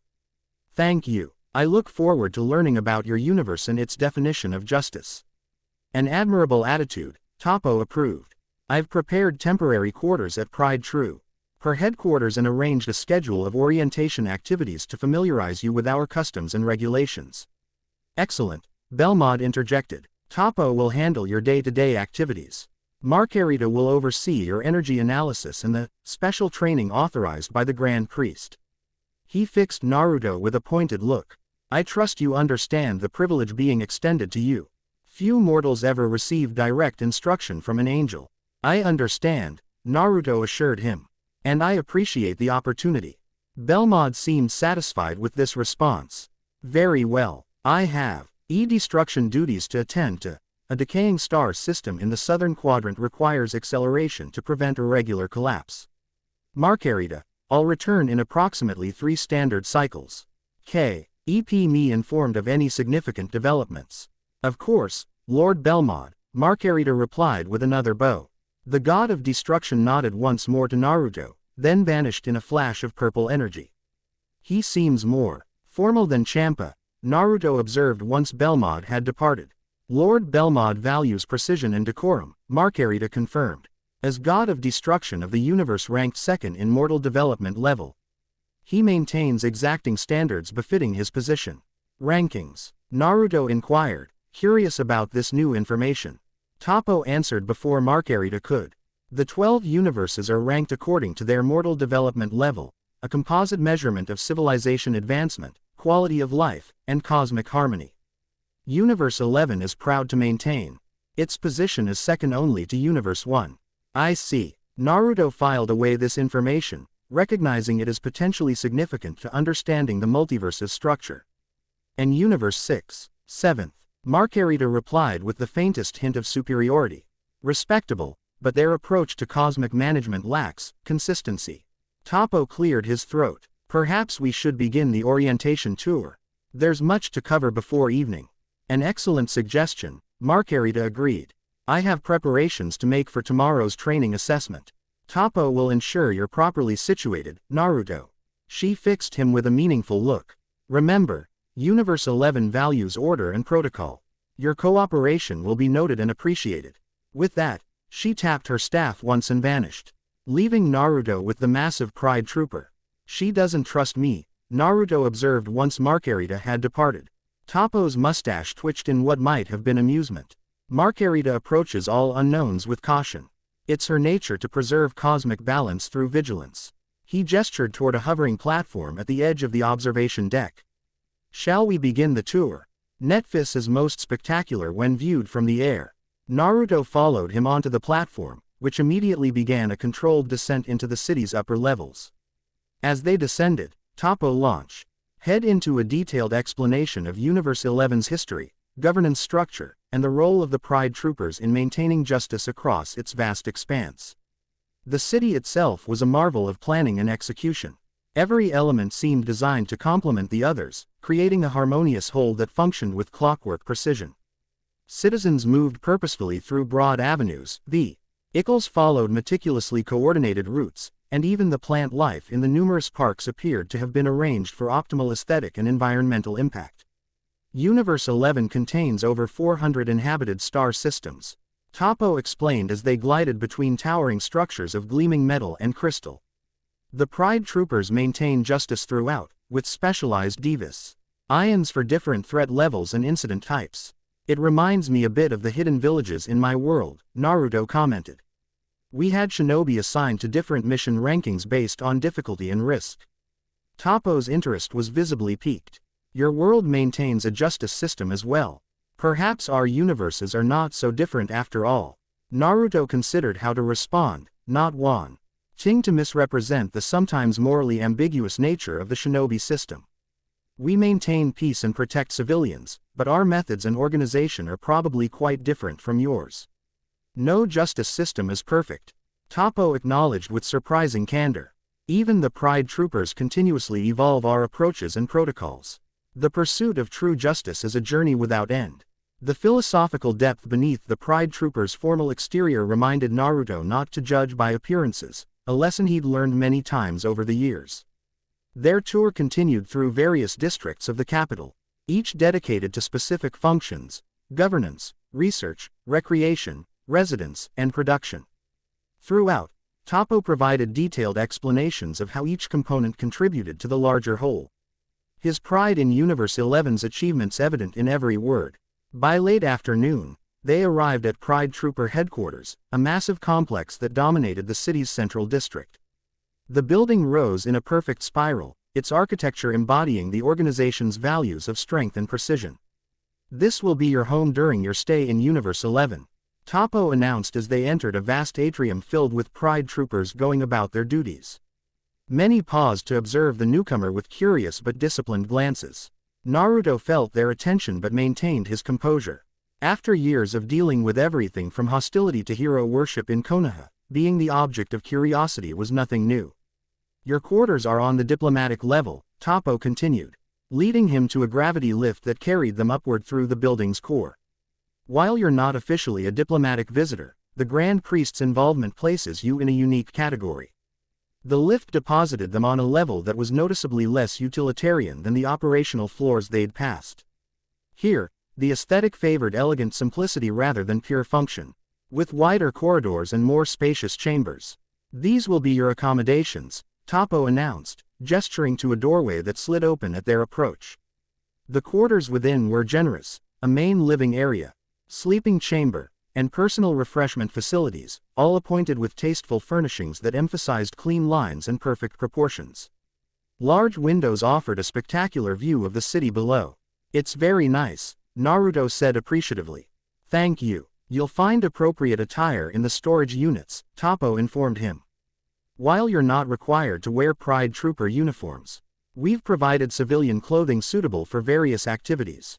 The environmental controls are voice-activated, and this, he indicated a small console near the door, provides access to Universe 11's information network, adjusted to include explanatory context for interdimensional visitors. The thoroughness of the preparations impressed Naruto. You've thought of everything. Preparation is a cornerstone of justice, Toppo replied seriously. Tomorrow at 0800 hours, you'll begin orientation with our Cultural Integration Division, followed by initial training assessment with Marcarita at 1300 hours. He extended a small device similar to a watch. This communicator will provide schedule alerts and allow you to contact Pride Trooper personnel if needed. Naruto accepted the device, securing it around his wrist. I appreciate all this, Toppo. Your universe seems very efficient. We strive for excellence in all things, Toppo acknowledged, though a hint of something almost self-deprecating entered his tone. Perhaps sometimes to a fault. Jiren often reminds us that justice without compassion becomes mere enforcement. The comment revealed unexpected depth, and Naruto found himself warming to the massive Pride Trooper. Your Jiren sounds wise. I look forward to meeting him. He is expected to return within the week, Toppo said. Until then, I and the other Pride Troopers will ensure your time with us is productive. He moved toward the door, then paused. One final matter. While Universe 11 values order highly, we do not expect perfection from visitors. Questions are welcome, and allowances are made for cultural differences. Justice includes understanding. With that surprisingly gentle clarification, Toppo departed, leaving Naruto alone in his new quarters. Naruto moved to the window, gazing out at the perfect city spreading below him as evening approached. Lights activated in precisely timed sequences, creating an intricate tapestry of illumination that seemed almost choreographed in its beauty.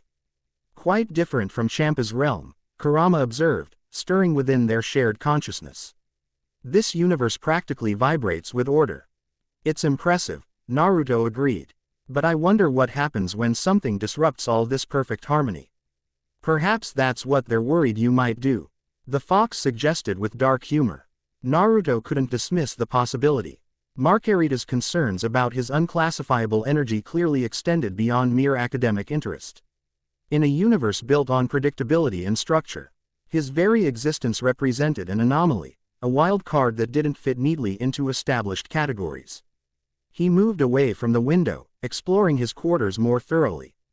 The appropriate attire Toppo had mentioned included several variations of Universe 11's civilian clothing, fitted garments in subdued colors with clean, functional designs.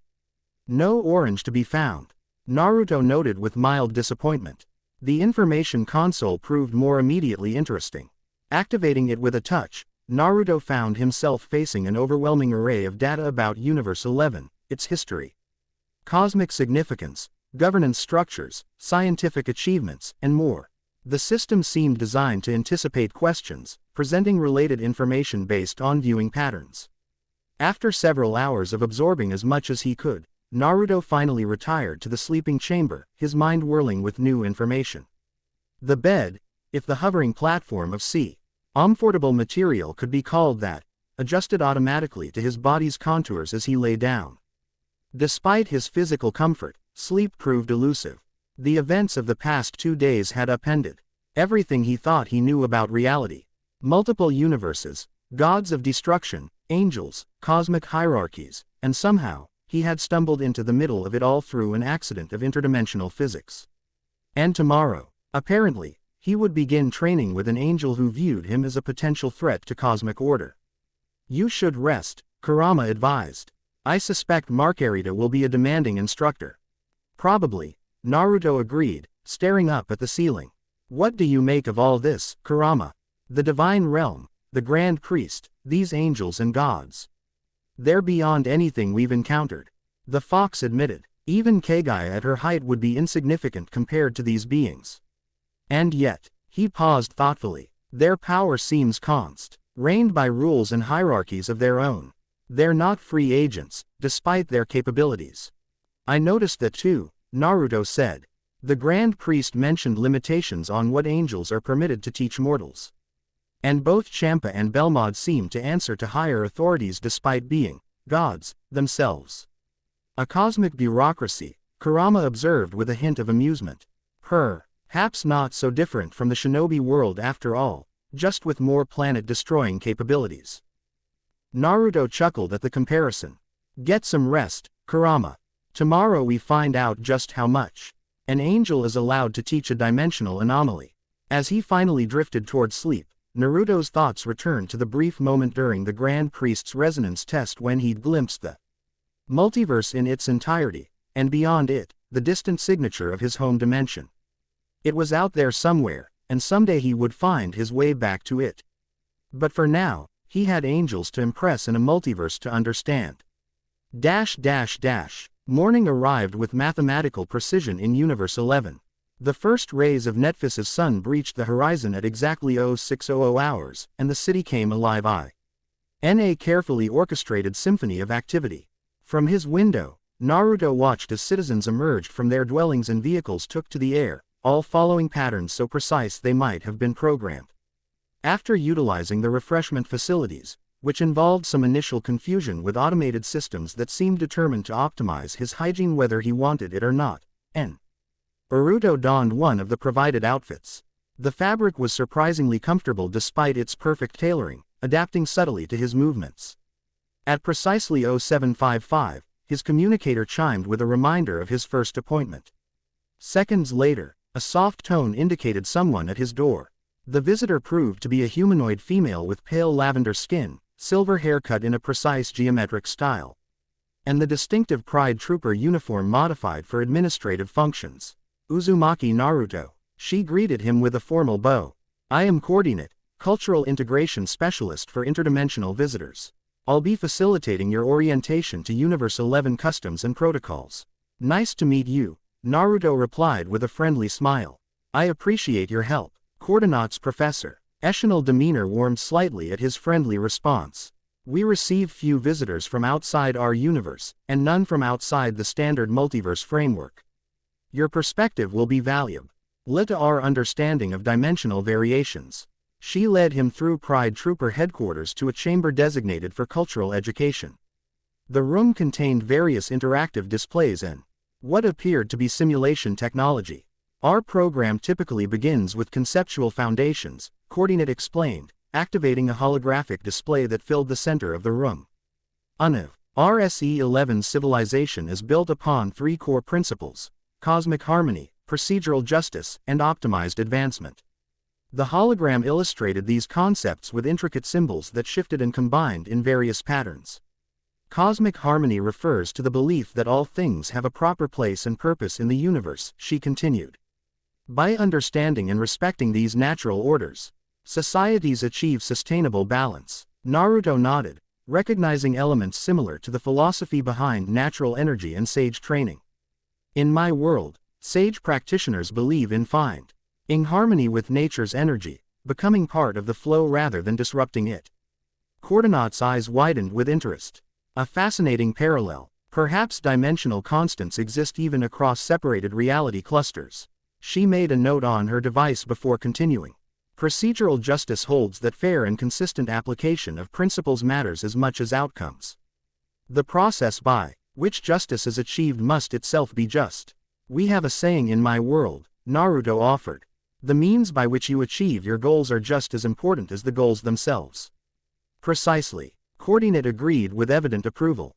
And finally, optimized advancement. The belief that progress must be guided by ethical frameworks and collective benefit rather than pursued for its own sake. The orientation continued with increasingly detailed explanations of Universe 11's social structures, interaction protocols, and ethical frameworks. Throughout, Coordinate encouraged Naruto to draw comparisons with his own world, meticulously recording his responses for what she described as comparative dimensional anthropology.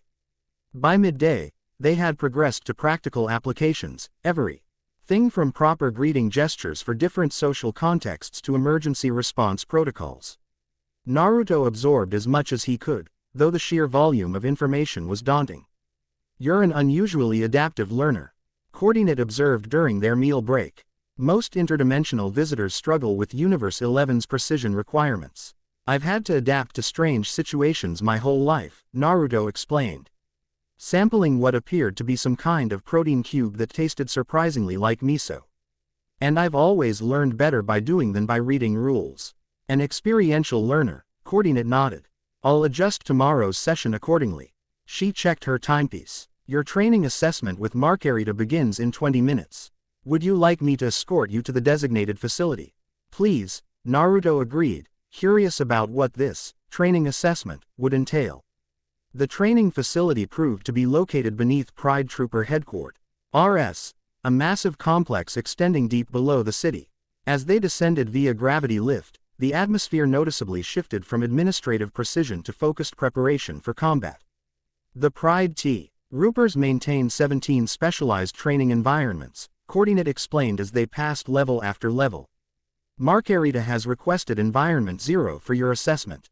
Environment 0, our most adaptable and reinforced facility, typically reserved for testing new recruits with potentially unstable abilities. She gave him a sidelong glance. It's also the only facility rated to withstand angel-level energy demonstrations. The lift finally stopped at the lowest level, opening into a vast circular chamber with walls of some material Naruto didn't recognize, neither metal nor stone nor crystal, but something that seemed to shift subtly when viewed directly. Marcarita was already present, hovering a few inches above the floor in the chamber's center, her staff held vertically beside her. Her expression was composed as always, but Naruto sensed an undercurrent of focused anticipation. Thank you, Coordinate, she said as they approached. That will be all for now. The Pride Trooper bowed respectfully and retreated to the lift, leaving Naruto alone with the angel. I trust your orientation has been informative. Marcarita inquired, her melodious voice echoing slightly in the vast space. Very. Naruto confirmed. Universe 11 seems to have a protocol for everything. Structure provides foundation for growth, Marcarita replied, though Naruto detected a hint of something almost like self-awareness in her tone. Though I acknowledge that our approach may seem excessively rigid to outsiders. The small concession surprised Naruto. Everyone has their own path to peace and harmony. In my world, we tried many approaches before finding one that worked. Marcarita studied him for a moment, her lavender eyes unreadable. Indeed. Which brings us to the purpose of today's session.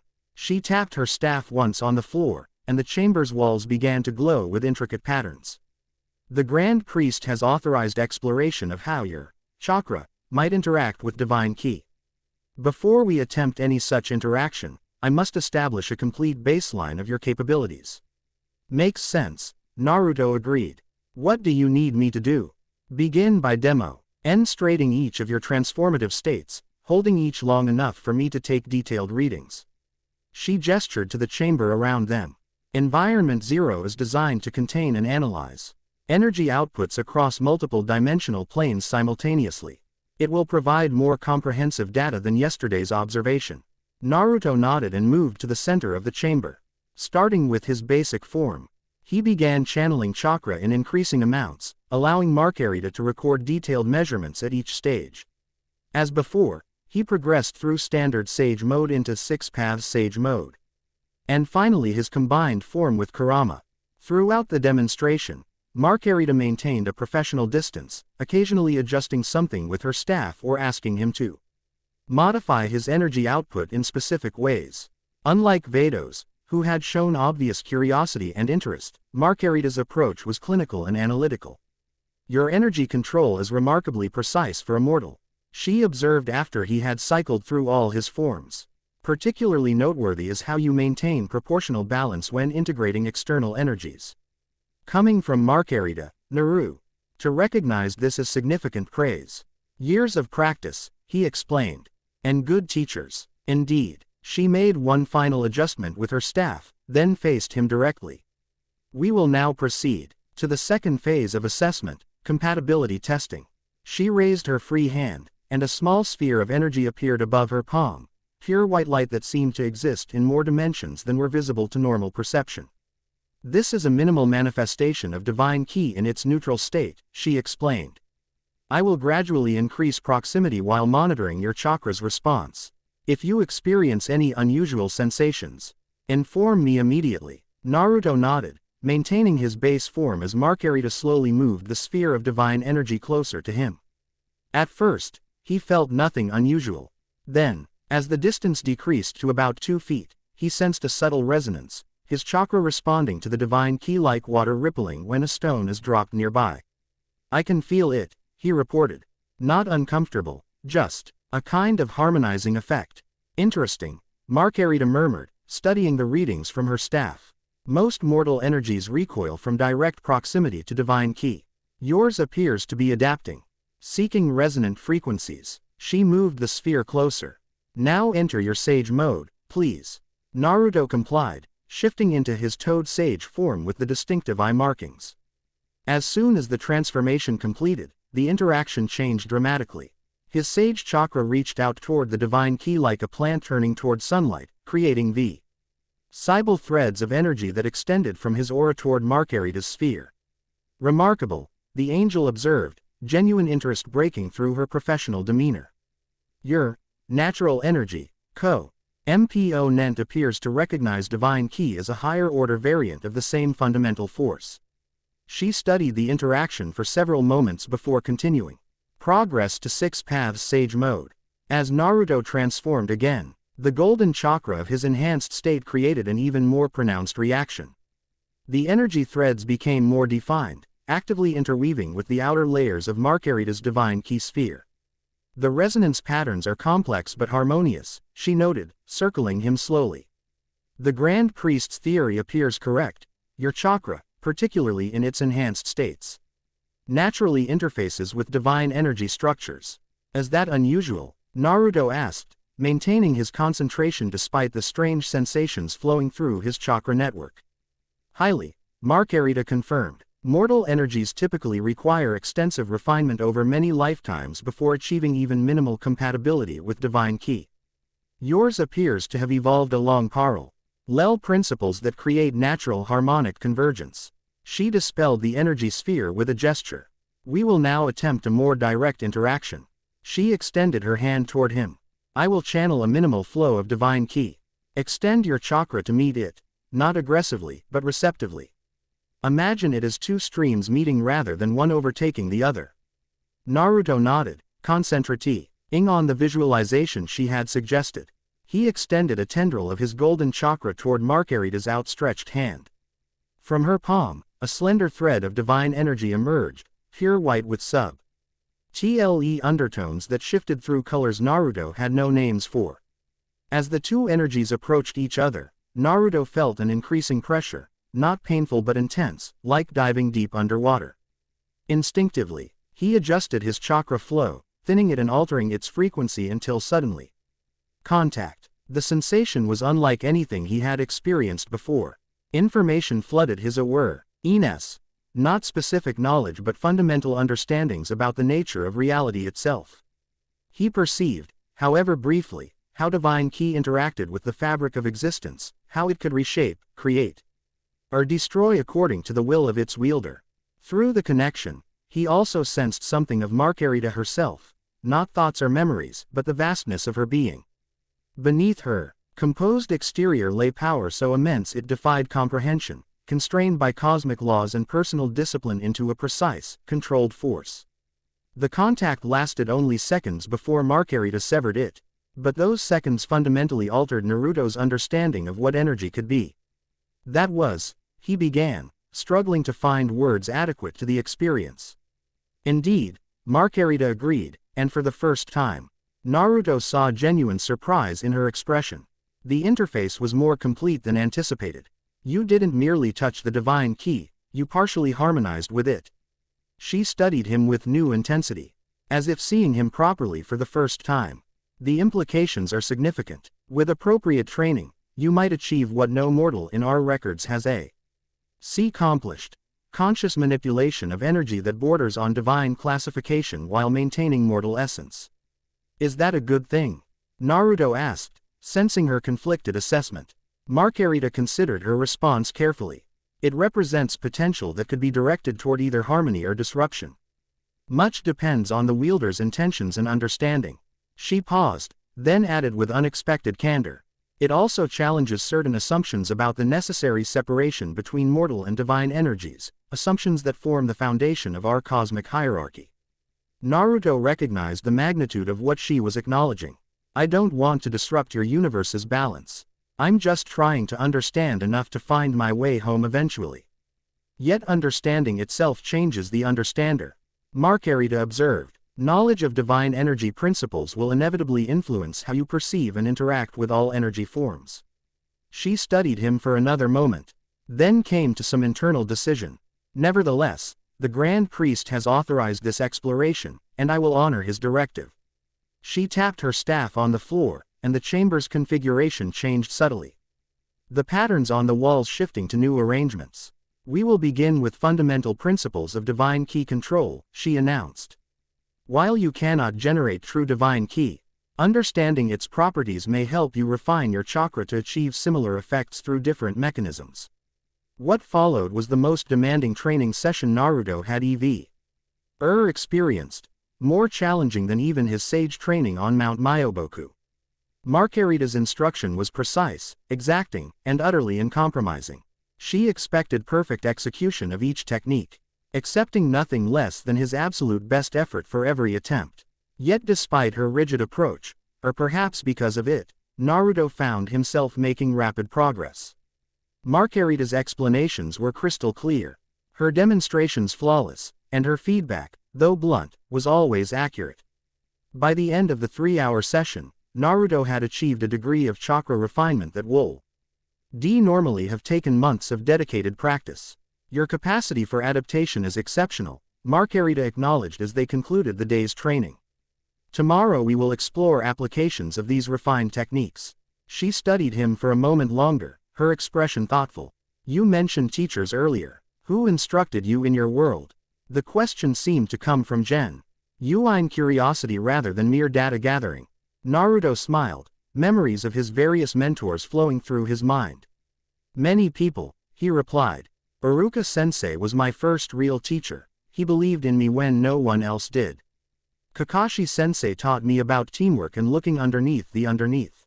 Jiraiya, his voice softened with the memory, he was my godfather, though I didn't know it at the time. He taught me not just techniques but how to be a better person. And your sage training? Marcarita inquired. That came from Fukasaku and the Toad Elders of Mount Myoboku. They taught me to connect with natural energy. To find the balance between taking in too much and too little. Naruto chuckled at the memory. The early attempts didn't go so well. I spent a lot of time looking like a partial toad. A flicker of something almost like humor crossed Marcarita's face. Physical transformation is a consequence of improper energy balance, an elegant failsafe mechanism. In our multiverse, improper handling of divine ki typically results in more permanent consequences. The subtle warning was clear, but delivered without malice, simply a teacher ensuring her student understood the stakes. I understand the risks, Naruto assured her, and I appreciate your willingness to teach me despite your reservations about my presence here. Marcarita regarded him silently for a moment. The Grand Priest rarely makes decisions without multiple layers of purpose. While I may not fully comprehend his reasons for authorizing this training, I trust his judgment implicitly. She paused, then added, and I find your approach to learning refreshingly earnest. Coming from Marcarita, this qualified as effusive praise. Naruto smiled, recognizing the small but significant shift in her assessment of him. Same time tomorrow? He asked. She nodded. Coordinate will continue your cultural orientation in the morning. We will resume training at 1300 hours. With a formal inclination of her head, she added. Until tomorrow, Uzumaki Naruto. With that, she tapped her staff once and vanished, leaving Naruto alone in the vast training chamber. As he made his way back to the gravity lift, Naruto reflected on everything he'd learned, not just about divine ki, but about the angel herself. Beneath Marcarita's rigid exterior lay dedication, precision, and perhaps even passion for the cosmic order she served. Her methods might differ dramatically from Vados' more flexible approach, but both angels clearly took their responsibilities seriously. She's warming to you, Kurama observed with amusement. Though, warming, for her seems to be moving from Arctic to merely chilly. She values order and precision, Naruto replied internally. Not so different from some people back home. Remember how Neji was before we fought? All fate and rigid destiny until someone challenged his assumptions. Fair point, the fox conceded. Though I suspect changing an Aang L's perspective takes more than one good punch. Naruto laughed quietly. Everything worth doing takes time. As he returned to his quarters, the vast city of Netfis was transitioning into evening mode. Its lights creating perfect geometric patterns across the urban landscape. Looking out at the ordered beauty below, Naruto couldn't help but contrast it with Konoha's more organic growth, the irregular rooftops, winding streets, and buildings added over generations without perfect planning. Both had their own kind of beauty, just as both Marcarita and Vados had their own approaches to their angelic duties. In his time here, perhaps he could learn from both, the precision of Universe 11 and the adaptability of Universe 6. And maybe, just maybe, they might learn something from him as well. Chapter 2 and Chapter 3, Tournament of Discovery. 7 days passed like water through cupped hands. Naruto settled into a rhythm within Universe 11's meticulous structure, mornings spent with ordinate learning about cosmic politics and multiverse customs, afternoons training with Marcarita in the refinement of his chakra control. The angel's instruction remained exacting but had softened imperceptibly around the edges. Her clinical detachment occasionally giving way to what might almost be called approval when he mastered particularly challenging techniques. On the 8th morning, Naruto stood atop Pride Trooper headquarters before dawn, performing kata as the stars gradually surrendered to approaching daylight. The precise movements centered him, a familiar ritual in an unfamiliar world. 6 clones mirrored his actions. each exploring subtle variations of the same techniques, a training method he'd developed years ago to maximize improvement within limited time. An efficient use of your replication ability. The deep voice came from behind him, measured and controlled yet resonating with unmistakable power. Naruto dispelled his clones and turned to face the speaker. A tall, muscular humanoid stood observing him, arms crossed over a powerful chest. His gray skin had a reddish undertone, and large, black eyes gazed from beneath a prominent brow. He wore the distinctive Pride Trooper uniform. But something in his bearing set him apart, a gravity of presence that commanded attention without effort. "You must be Jiren," Naruto said, recognizing the description Toppo had provided. The warrior nodded once, his expression impassive. "And you are the dimensional traveler who has captured the interest of the angels." "It wasn't a question. Toppo speaks highly of your conduct during your stay thus far." Naruto inclined his head in acknowledgement of the implied compliment. "Universe 11 has been welcoming despite the unusual circumstances of my arrival." Jiren studied him silently for a moment, his gaze penetrating yet not hostile, evaluating, measuring, assessing. "Your training methods show discipline. Self-improvement through multiplied experience demonstrates wisdom." Coming from someone who radiated such intensity, the observation carried weight. Naruto sensed that Jiren didn't offer praise lightly. "In my world, I had to find creative ways to overcome my limitations," Naruto explained. "Shadow clones turned my greatest weakness into my greatest strength." "The mark of a true warrior," Jiren replied, "is not the absence of weakness, but the transformation of limitation into advantage." Quote, the philosophical depth of the response surprised Naruto, revealing dimensions to the Pride Trooper beyond mere physical power. "Marcarita has informed me your training has progressed exceptionally well," Jiren continued. "Your energy, this chakra, apparently bears unusual compatibility with divine key principles." "It's been challenging," Naruto admitted. "Marcarita accepts nothing less than perfection." A flicker of what might have been amusement crossed Jiren's stoic features. "Her standards reflect Universe 11's commitment to excellence. Though perhaps," he paused, choosing his words carefully, "even excellence benefits from occasional flexibility." Before Naruto could respond to this unexpected insight, the communicator at his wrist chimed with an incoming message. Coordinate's voice emerged from the small device. "Uzumaki Naruto, your presence is requested in the central briefing chamber immediately. Lord Belmont has returned with important news." "Acknowledged," Naruto replied, then glanced at Jiren. "Duty calls, it seems." The Pride Trooper nodded. "I was en route to the same meeting when I noticed your training. We shall proceed together." They descended through the building in companionable silence. Despite having just met, Naruto felt a curious kinship with the powerful warrior, perhaps recognition of a similar path walked under different stars. The central briefing chamber hummed with activity when they arrived. Toppo stood near a large holographic display, deep in conversation with Belmont and Marcarita. All other Pride Troopers Naruto had met during his stay were positioned around the room, each attending to specific tasks with characteristic efficiency. Belmont looked up as they entered, his painted face splitting into a theatrical smile. "Ah, our interdimensional guest arrives with Jiren. Perfect timing." Marcarita acknowledged Naruto with a slight nod, her expression as composed as ever. He detected a hint of something almost like anticipation in her lavender eyes. "I've returned from the Divine Realm with news that concerns you directly," Belmont announced once everyone had gathered. "The Grand Priest has authorized a multi-universal exhibition tournament to be held 3 days hence." Toppo's mustache twitched with interest. "A tournament, my lord? What occasion prompts such an event?" "Officially, it's described as a cultural exchange opportunity to promote inter-universal understanding," Belmont replied, his tone suggesting he found the diplomatic language amusing. "Unofficially, it seems our dimensional visitor has piqued curiosity across the multiverse. Various deities wish to observe his capabilities in a structured combat setting." All eyes turned to Naruto, who met their gaze steadily. "So I'm to be a cosmic sideshow attraction?" Belmont laughed, a sharp, theatrical sound. "An amusingly direct assessment, but not entirely accurate. While you are certainly a focal point of interest, the tournament itself is a legitimate competition.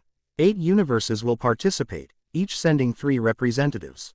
The format allows for both individual and team demonstrations.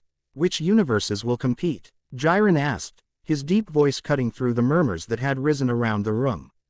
Marcarita stepped forward, tapping her staff to activate the holographic display. 8 distinct symbols appeared, rotating slowly in 3-dimensional space.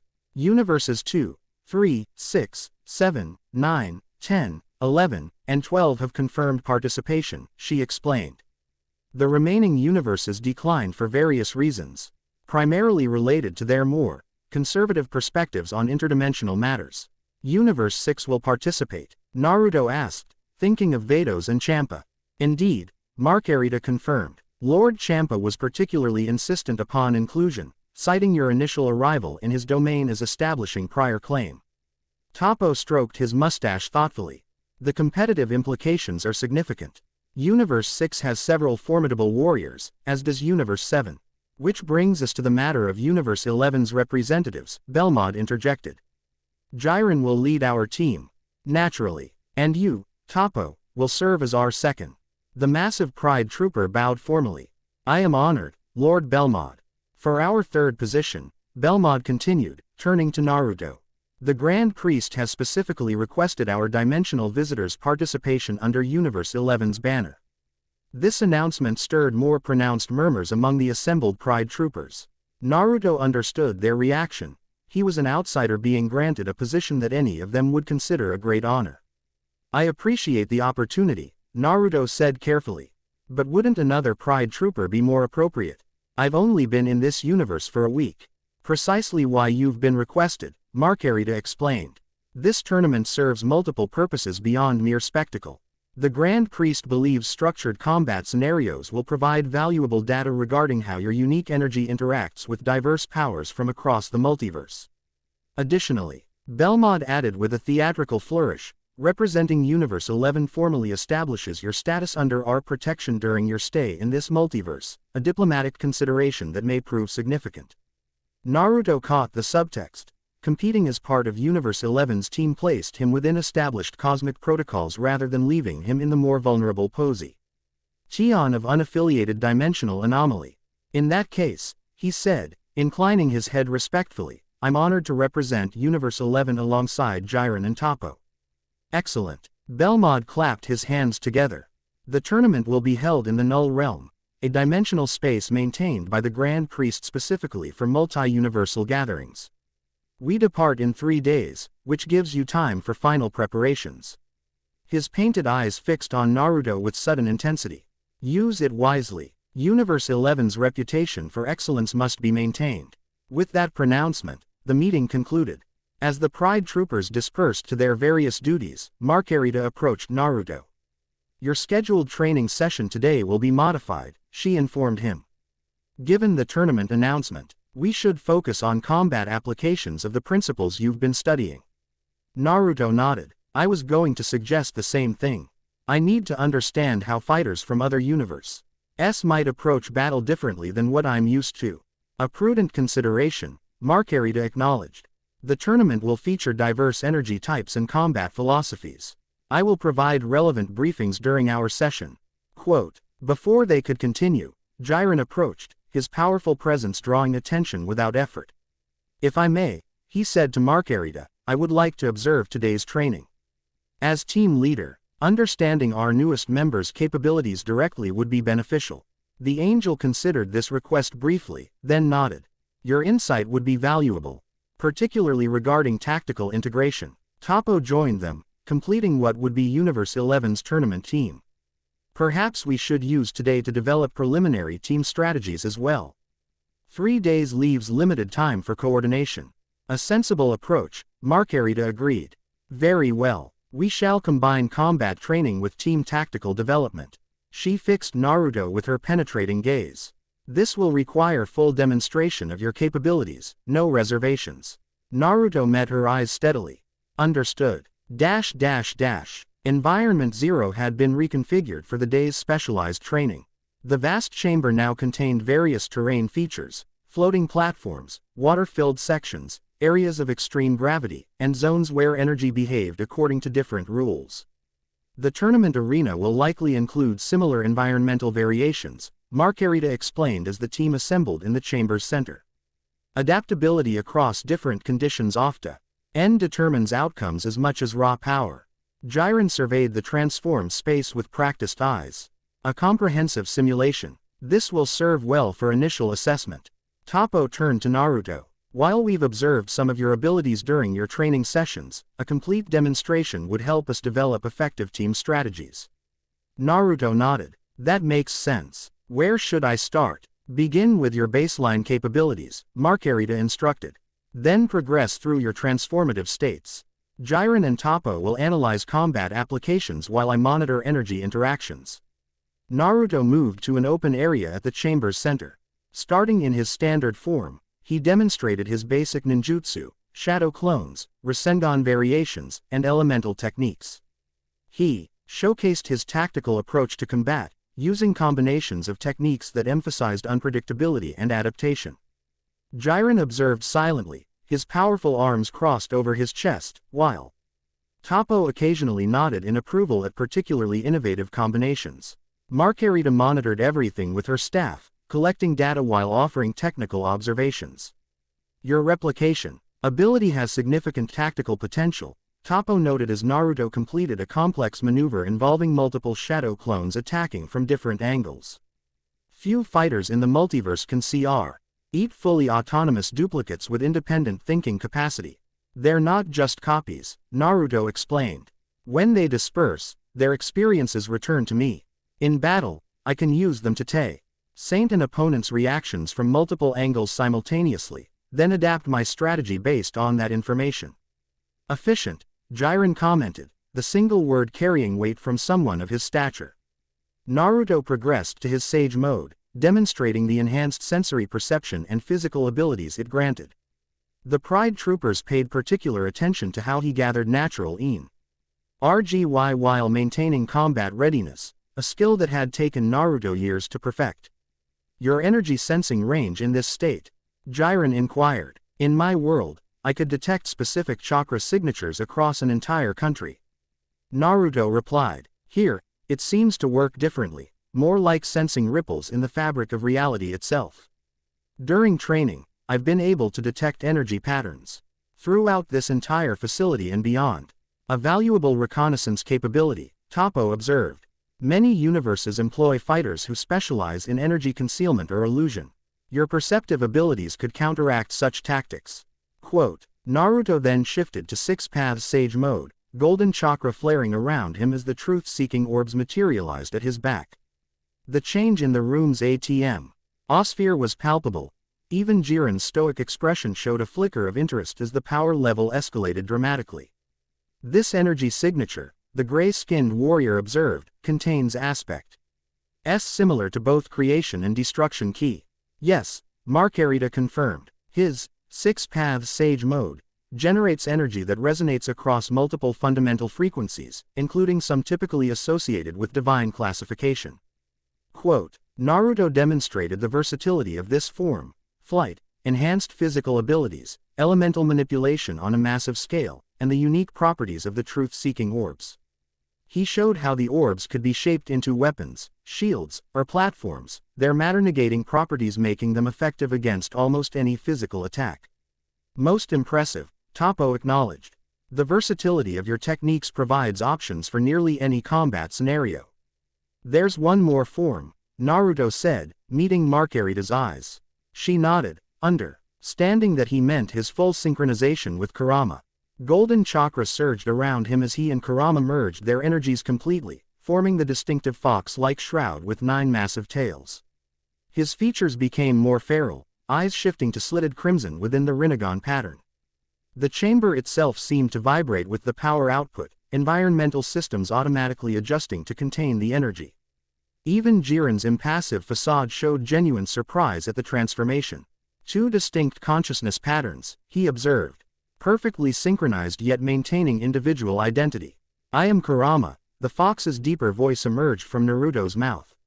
The 9-tailed fox merged with my partner in full combat synchronization. Fascinating, Toppo murmured. In all my years with the Pride troopers, I've never encountered a true symbiotic consciousness capable of maintaining harmonic energy balance at this output level. Naruto Kurama the Monster aided the capabilities of this final form.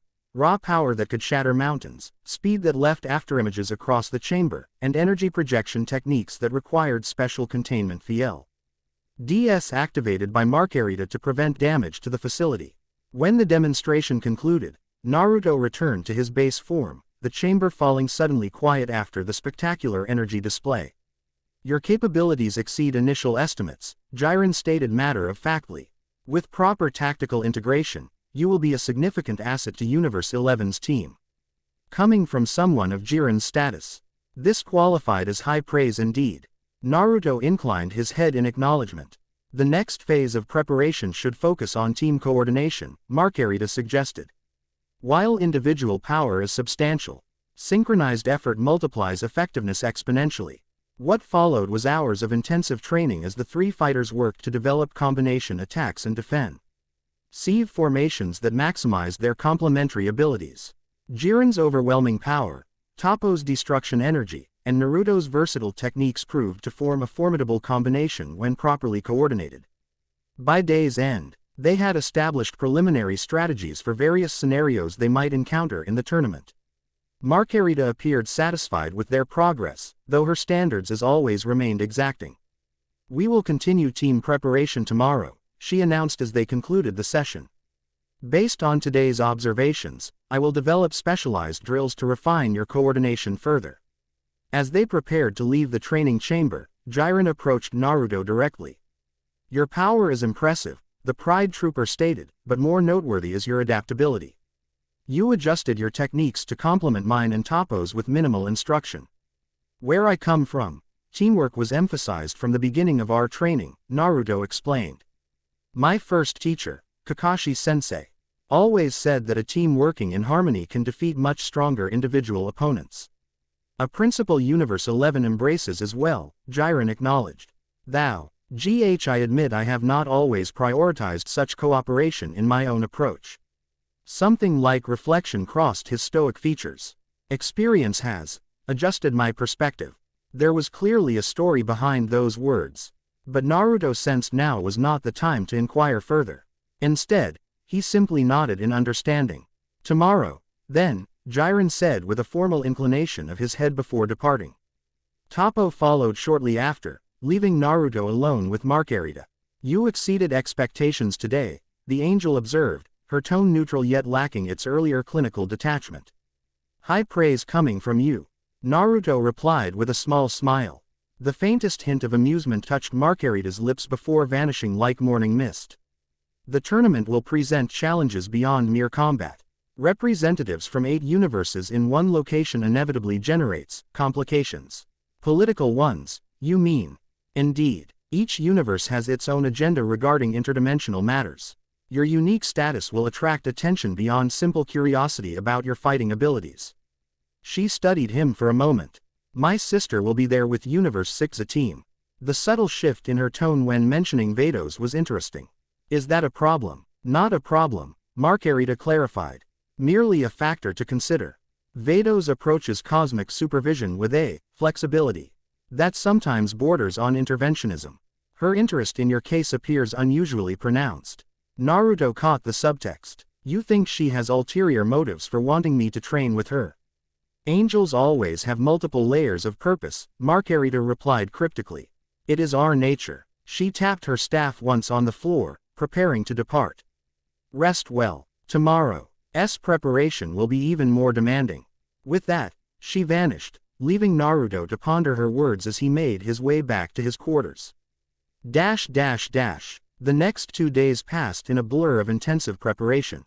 Mornings were dedicated to team strategy sessions, afternoons to combat drills, and evenings to briefings on the other participating universes and their likely representatives. Naruto absorbed everything he could about the multiverse's complex politics and power structures. Each universe, he learned, had its own character and approach to cosmic management. Universe 2 emphasized love and beauty as fundamental forces, its warriors drawing power from emotional connections. Universe 3 prioritized technological advancement, fielding modified beings that blurred the line between organic and mechanical. Universe 6 Champa's domain mirrored Universe 7 in many ways but had evolved along a slightly different path, with races like the Saiyans developing more peaceful societies than their counterparts. Universe 7 contained the mortal world most recently visited by the Omni King, giving it a certain prominence despite its relatively low mortal level ranking. Universe 9 was known for its harsh survival conditions and warriors who specialized in unorthodox, often desperate fighting styles. Universe 10 emphasized scholarly pursuits alongside martial development, its representatives typically displaying both intellectual and physical prowess.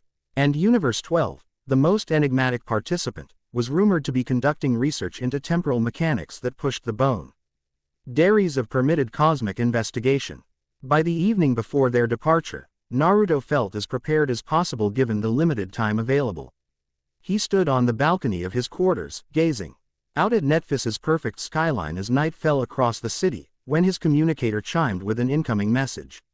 Uzumaki Naruto, came Marcarita's voice, Lord Belmod requests your presence in the executive chamber immediately.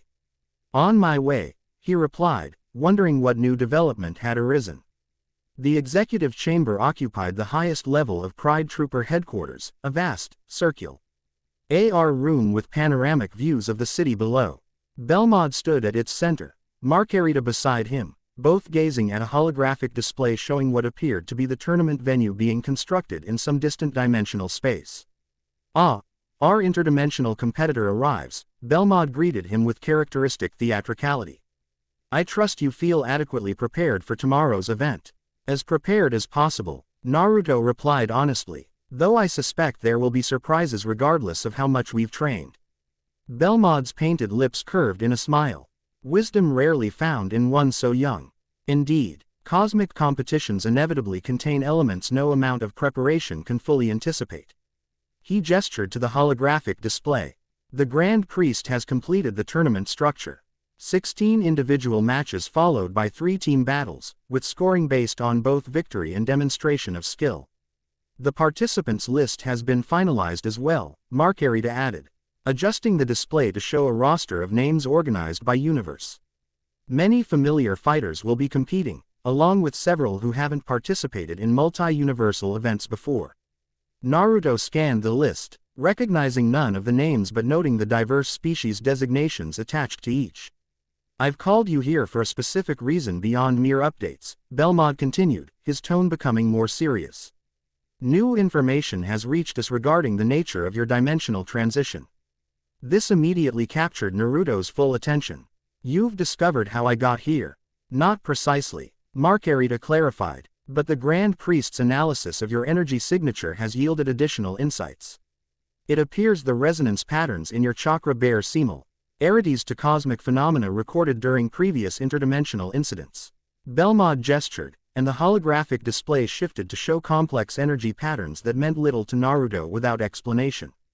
In simplified terms, the god of destruction continued, "Your sage abilities created a temporary harmonic bridge between dimensional clusters, a connection that theoretically shouldn't be possible without divine intervention. The implications are significant," Marcarita added. "If mortal energy, even one as unusual as your chakra, can achieve interdimensional resonance under certain conditions, it suggests the boundaries between reality clusters may be more permeable than previously understood." "Does this help us figure out how I can get home?" Naruto asked, focusing on the practical implications. "Potentially," Belmod acknowledged. "The Grand Priest believes further analysis during the tournament may provide additional data. Various representatives will be employing energy types not normally found in Universe 11, creating opportunities to observe how your chakra interacts with diverse fundamental forces."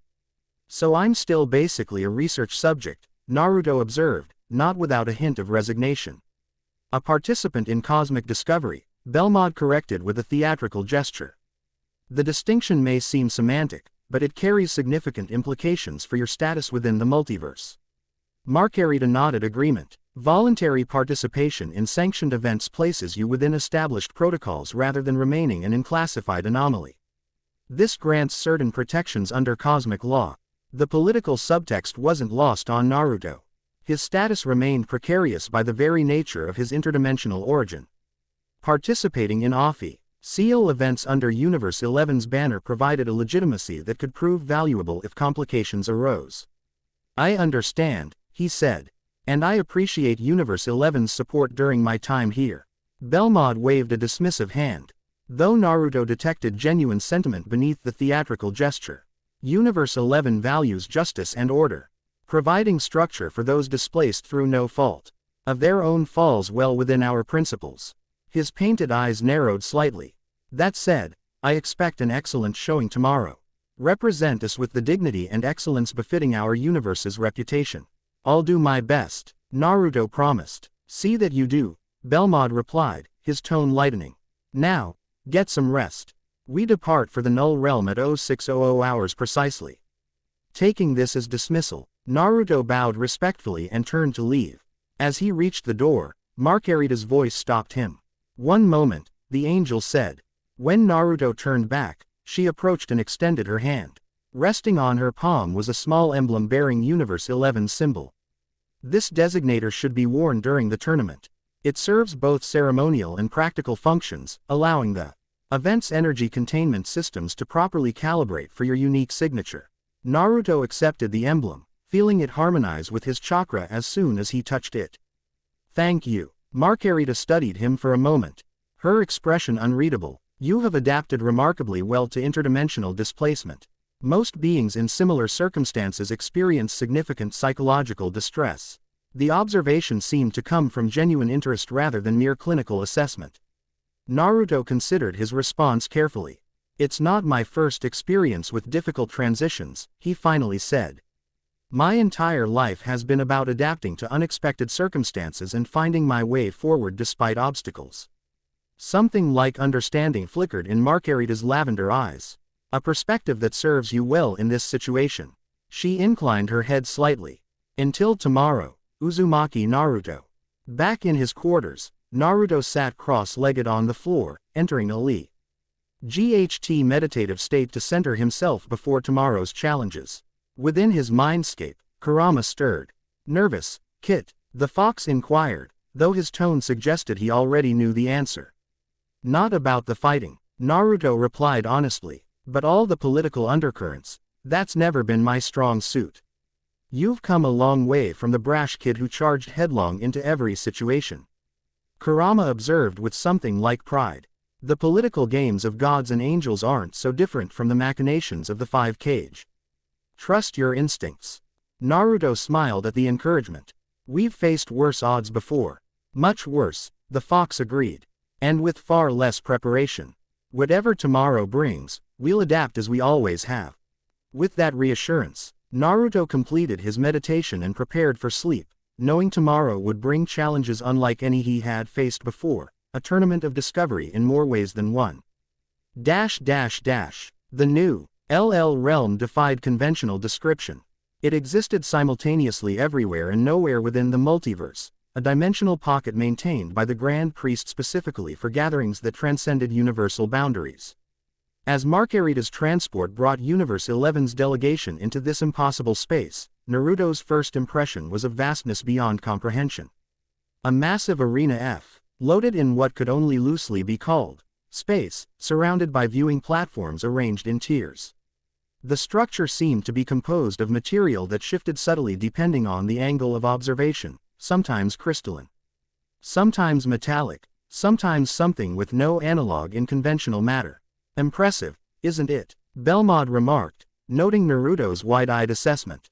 The LL realm exists outside normal universal constraints, allowing beings from all 12 universes to interact without the complications that would arise from visiting each other's domains directly. It's beyond anything I could have imagined, Naruto admitted as their transport approached a designated landing area. The Grand Priest creates and maintains this entire dimensional pocket through his divine power, Marcarita explained. A demonstration of authority that serves as gentle reminder of the celestial hierarchy to gods who might otherwise grow overconfident. The subtle political commentary wasn't lost on Naruto. Even gods of destruction had their superiors in this complex cosmic system. Their transport settled onto the designated platform, where Pride Trooper Support Staff H. Ad already established Universe 11's preparation area. Jiren and Toppa waited there, both already in their formal combat attire. Right on schedule, Toppo greeted them with a respectful bow to Belmod and Marcarita. All arrangements have been completed according to protocol. Excellent, Belmod approved. What's the current participant status? Universes 2, 3, 6, and 10 have already arrived, Toppo reported. Universe 7 is expected momentarily, with Universes 9 and 12 to follow. Naruto took in the preparation area, a spacious pavilion with separate sections for strategy discussions, equipment maintenance, and medical support. The Pride Troopers had indeed thought of everything. The opening ceremony begins in 1 hour, Marcarita informed them. Until then, all participants are expected to remain in their designated areas. After the ceremony, there will be a brief reception where controlled interaction between universes is permitted. Politics disguised as pleasantries, Belmod remarked with theatrical cynicism. My least favorite part of these gatherings. Yet often the most consequential, Marcarita countered smoothly. Jiren, who had remained characteristically silent, finally spoke. Our opponents have arrived. He nodded toward another landing platform where a transport bearing Universe 6 insignia was disembarking its passengers. Naruto immediately recognized Vados' distinctive figure, followed by the rotund purple form of Champa. Behind them came 3 figures who presumably comprised Universe 6 a fighting team. Ah, my brother's delegation arrives, Belmod observed with a mixture of disdain and interest. No doubt he'll be insufferable if his team performs well. As if sensing their observation, Vados turned in their direction. Even at this distance, Naruto felt her gaze find him unerringly. She inclined her head in acknowledgement, a small smile playing at her lips, before turning back to escort Champa to their preparation area. My sister appears pleased to see you've joined the competition, Marcarita observed, her tone neutral yet somehow conveying volumes. Before Naruto could respond, a commotion at another arrival platform drew their attention. Universe 7's delegation had arrived, led by Whis and a thin, purple cat-like deity that could only be Beerus, Champa's twin brother. The similarities between them were obvious despite Beerus's leaner physique. The field grows more interesting, Belmod commented. Universe 7 typically fields unpredictable but effective competitors. As the remaining universes arrived one by one, Naruto observed the diverse beings representing each cosmic domain. Some appeared nearly human, others completely alien in form and movement. All, however, carried themselves with the confidence of experienced warriors. When all 8 participating universes had established their presence, a melodious tone resonated throughout the Null Realm, signaling the imminent start of proceedings. Moments later, the Grand Priest himself appeared at the center of the arena, hovering above a crystalline platform that rose from the floor.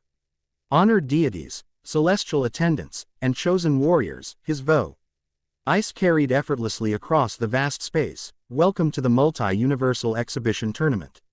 Your presence honors this gathering of cosmic significance. The formal speech continued, outlining the tournament's structure, rules, and judging criteria. Naruto listened attentively, noting particular emphasis on regulations governing acceptable energy usage and victory conditions. The purpose of this gathering extends beyond mere competition, the Grand Priest explained. It serves as opportunity for cultural exchange and demonstration of diverse martial traditions across our magnificent multiverse. His gaze seemed to find Naruto specifically for a brief moment before continuing. Before individual contests begin, all participants are invited to the central reception pavilion for formal introductions and refreshments. May this tournament exemplify the highest standards of cosmic sportsmanship and mutual respect. With that, the Grand Priest concluded the opening ceremony. Almost immediately, the various delegations began moving toward the massive pavilion that had appeared at the arena's edge. Remember, Belmod murmured as they joined the procession, everything here is observation. Every interaction, every casual word, all are evaluated and remembered by beings who measure time in millennia. Represent Universe 11 accordingly. The reception pavilion proved to be larger inside than its external dimensions suggested, another reality-bending aspect of the Null Realm. Crystalline tables laden with refreshments from various universes were arranged around a central open space where participants could mingle under the watchful eyes of their respective deities in attendance. Naruto stayed close to Toppo initially, letting the experienced Pride Trooper guide the Our interactions according to proper protocol.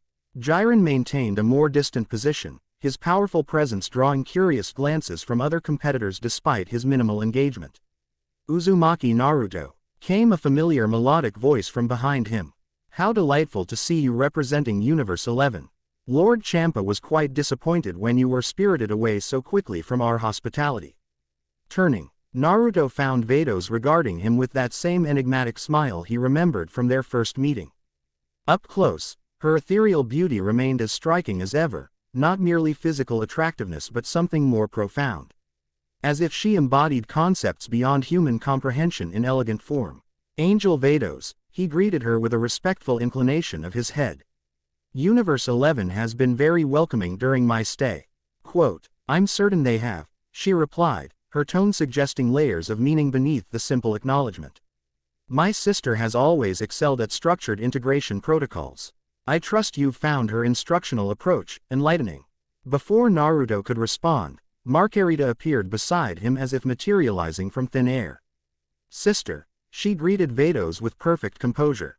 I see you've wasted no time seeking out our interdimensional visitor.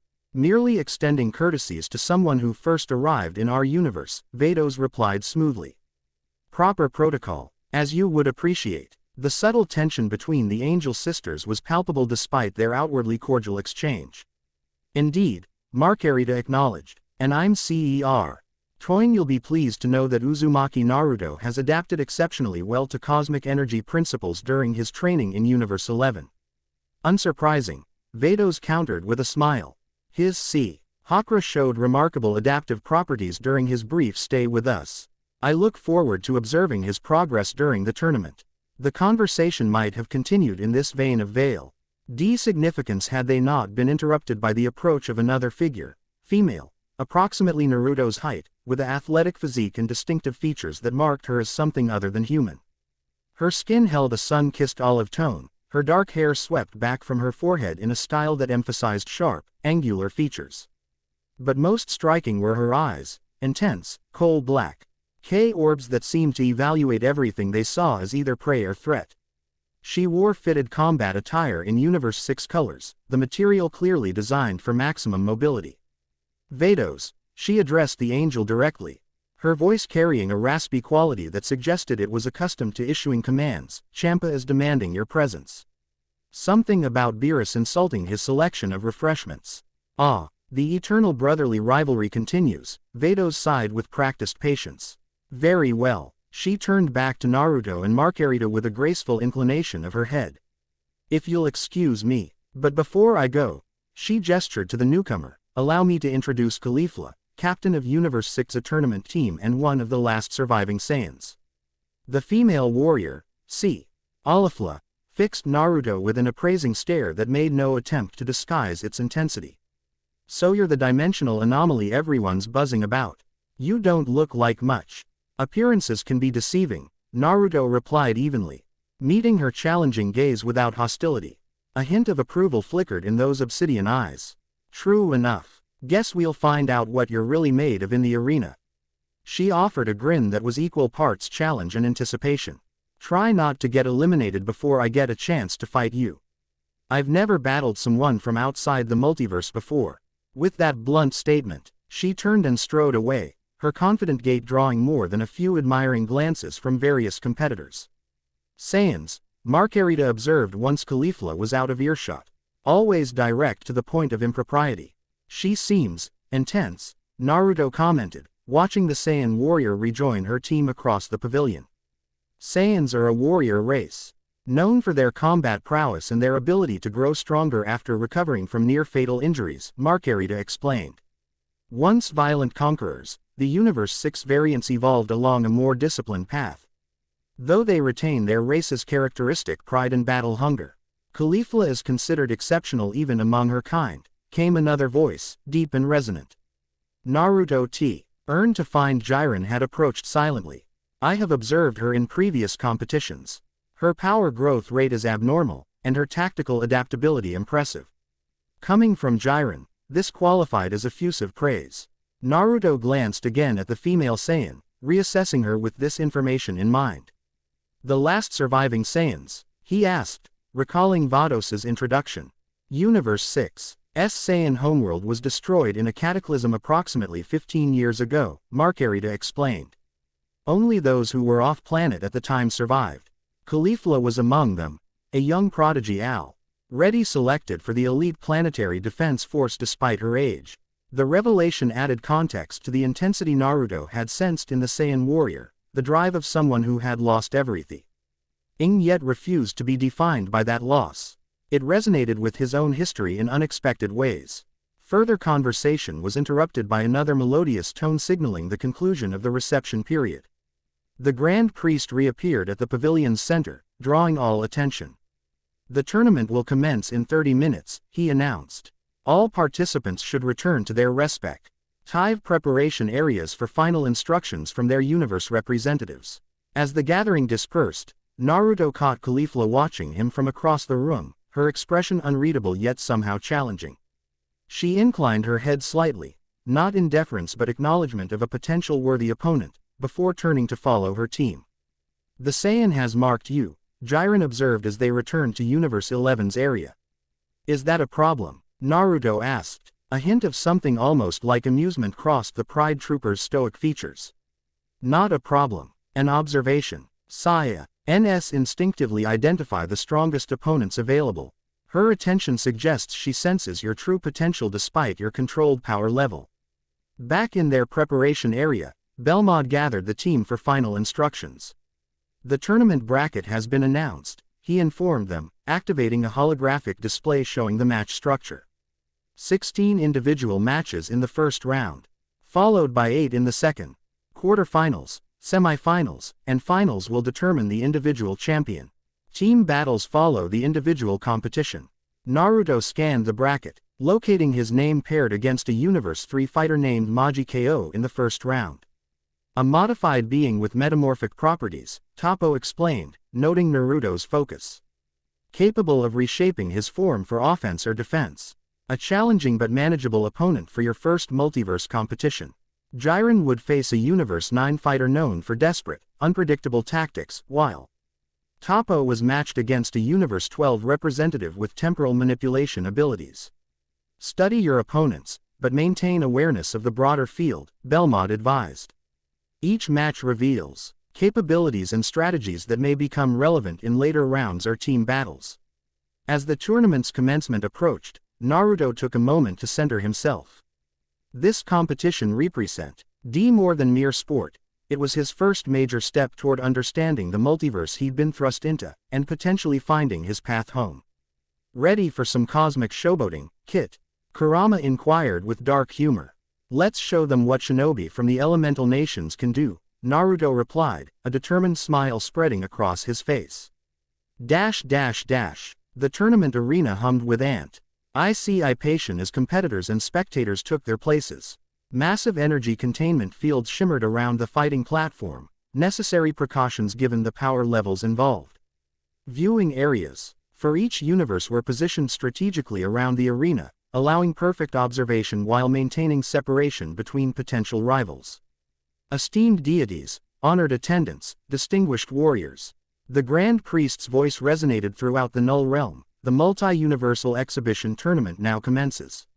The first matches proceeded with impressive displays of diverse fighting styles and energy types. Naruto watched attentively from Universe 11's viewing area, analyzing the various techniques and tactical approaches demonstrated by fighters from across the multiverse. Universe 2's representatives fought with flamboyant techniques powered by emotional energy. Universe 3 fielded modified beings with technological enhancements that blurred the line between organic and mechanical. Universe 7's team included a Saiyan whose transformative abilities drew gasps from the crowd as golden energy erupted around him in waves of escalating power. Interesting, Toppo commented as they watched. Universe 7's Saiyan displays transformation stages similar to those Caulifla has demonstrated in previous competitions.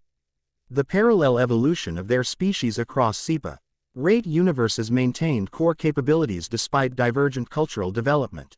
Jiren remained largely silent throughout the preliminary matches, his attention focused with laser precision on each fighter's strengths, weaknesses, and tactical tendencies. Occasionally he would offer a brief observation of particular significance, which both Naruto and Toppo acknowledged with appropriate respect. When Caulifla's match arrived, pitting her against a Universe 10 fighter with energy absorption abilities, Naruto found himself particularly interested in observing the Saiyan warrior's approach. She entered the arena with confident strides, stretching casually as her opponent took position opposite her. The contrast between her relaxed demeanor and the intensity radiating from her was striking. Like a predator at ease yet perpetually ready to strike. The match began, and Naruto immediately understood why Jiren had spoken of her with rare approval. Caulifla fought with a combination of raw power and tactical precision that belied her brash personality. Each movement flowed seamlessly into the next, her attacks probing her opponent's defenses before committing to decisive strikes. When her opponent attempted to absorb a key blast, Caulifla smirked and suddenly transformed, her black hair flashing golden as her power level spiked dramatically. The energy absorption technique overloaded instantly, leaving her opponent vulnerable to a precisely calculated finishing strike. Super Saiyan transformation, Marcarita observed from beside Naruto. A technique unique to their species, triggered by intense emotional states initially but mastered through training to be deployed at will. She's holding back, Jiren commented, surprising both Naruto and Toppo with the unsolicited observation. That transformation has at least 2 additional stages she's chosen not to reveal. Strategic restraint, Toppo nodded approvingly. Revealing only what's necessary to secure victory preserves tactical advantage for later rounds. Quote, as Caulifla exited the arena, she passed near Universe 11's viewing area. Her gaze found Naruto, and she offered a challenging smirk. Taking notes, Dimension Hopper. You'll need them when we fight. Looking forward to it, Naruto replied with a good-natured smile that nevertheless contained its own confidence. The exchange didn't go unnoticed by the other observers. Marcarita raised an eyebrow fractionally but said nothing.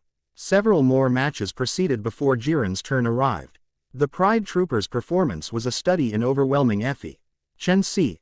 His Universe 9 opponent never landed a single effective blow before being rendered unconscious by what appeared to be minimal effort on Jiren's part. The display sent a clear message to all OBS. Irving. Universe 11's ace remained a force beyond conventional measurement. Toppo's match followed, showcasing a more methodical approach against his Universe 12 opponent. The temporal manipulation techniques proved troublesome initially, but Toppo's experience and tactical discipline ultimately prevailed through carefully timed applications of destruction energy that disrupted the time-altering effects. Finally, Naruto's first match arrived. As he stepped onto the arena platform, he felt the weight of multiversal attention focusing on him, the dimensional anomaly whose very presence had sparked sufficient interest to organize this entire event. His opponent, Maji Ko from Universe 3, resembled a humanoid composed of metallic liquid, its form shifting and flowing like mercury. Its Fitu Relis face regarded Naruto with scientific curiosity rather than competitive spirit. Commencing analysis of interdimensional energy patterns, it stated in a mechanically modulated voice as they took their positions. Fighters ready, the Grand Priest announced from his position above the arena. Begin. Maji Ko wasted no time, its arms elongating into metallic whips that lashed toward Naruto from multiple angles simultaneously. Naruto dodged with precise movements, assessing his opponent's capabilities while revealing minimal information about his own. The Universe 3 fighter adapted quickly, its entire body liquefying before reforming in a configuration optimized for combat. Multiple limbs, reinforced core structure, and what appeared to be energy projection nodes integrated throughout its form. Adaptive configuration complete, it announced. Commencing primary engagement sequence. What followed was a precisely calculated series of attacks, energy blasts, physical strikes, and tactical repositioning that would have overwhelmed most conventional fighters. Naruto, however, maintained perfect situational awareness, evading or deflecting each attack while studying his opponent's patterns. He's being methodical, Toppo observed from the viewing area, gathering data before committing to a strategy. A prudent approach against an unfamiliar opponent type, Marcarita agreed. After several minutes of defensive maneuvering, Naruto apparently reached his conclusions. Creating a dozen shadow clones, he sent them attacking from multiple vectors, each employing different T-elemental techniques to test the modified being's response to various energy types. Magi KO adapted rapidly, its liquid metal form reconfiguring to counter each approach. It demonstrated remarkable analytical capability, identifying and neutralizing threats in order of priority with machine-like efficiency. Fascinating, it commented even as it fought. Your energy duplication creates Omu's copies with independent tactical processing. Highly efficient for data gathering. Just getting started, Naruto replied with a confident grin. When the last clone dispersed, Naruto finally shifted to Sage mode. The natural energy gathering around him causing visible ripples in the arena's containment field. Magi KO immediately detected the change, its sensory apparatus focusing intently on the transformation. Energy signature shifting, incorporating external ambient power source. Recalibrating defensive parameters. Naruto moved with enhanced speed, delivering a perfectly timed, Sage-empowered strike that disrupted Magi KO's molecular cohesion momentarily. The modified being recovered quickly but seemed genuinely surprised by the effect. Unexpected interaction with structural integrity field, it observed. Your energy contains harmonics that interfere with my cohesion matrix. The battle escalated as both fighters increased their output. Magi KO deployed increasingly sophisticated configurations, while Naruto countered with ingenious combinations of Sage techniques and tactical shadow clone deployments. From the viewing areas, gods and angels watched with unguised interest as the dimensional visitor demonstrated fighting approaches unseen in their multiverse. His tactical adaptation is impressive, Vados commented to Champa. He identifies weaknesses and exploits them with minimal wasted effort. In Universe 11's area, Jiren observed silently, his arms crossed over his chest as he analyzed every move. Beside him, Toppo nodded with approval at particularly effective combinations. The turning point came when Magi KO attempted to envelop Naruto completely in its liquid metal form, a technique that had proven effective against energy-based HTERs by containing and neutralizing their power output. As the metallic substance flowed around him, Naruto remained perfectly calm. The moment he was completely encased, he shifted to Six Paths Sage mode. Golden chakra erupted from his body, disrupting Magi KO's molecular structure from within. The truth-seeking orbs manifested, their matter-negating properties causing visible distress to the modified being's composition. Critical system disruption, Magi KO announced as it struggled to maintain cohesion. Reconfiguration impossible, energy type unclassifiable, with precise application rather than overwhelming force. Naruto used a truth-seeking orb to create a barrier between himself and his opponent, then expanded it outward until Magi KO was completely separated from him. The modified being attempted to reform, but its molecular structure had been too severely disrupted by exposure to the Six Paths energy. Structural integrity compromised beyond recovery threshold, it stated matter-of-factly. This unit acknowledges defeat. The Grand Priest descended to the arena as the containment field stabilized. Victory to Universe 11's Uzumaki Naruto through technical incapacitation of his opponent. Applause and murmurs swept through the viewing areas as Naruto helped the partially reformed Magi KO to the edge of the arena where Universe 3's support team waited. Quote, "Your energy contains properties our analysis failed to anticipate," the modified being told Naruto as they parted. Most intriguing. Further study would be beneficial to both our knowledge bases. Maybe after the tournament, Naruto offered with a friendly smile.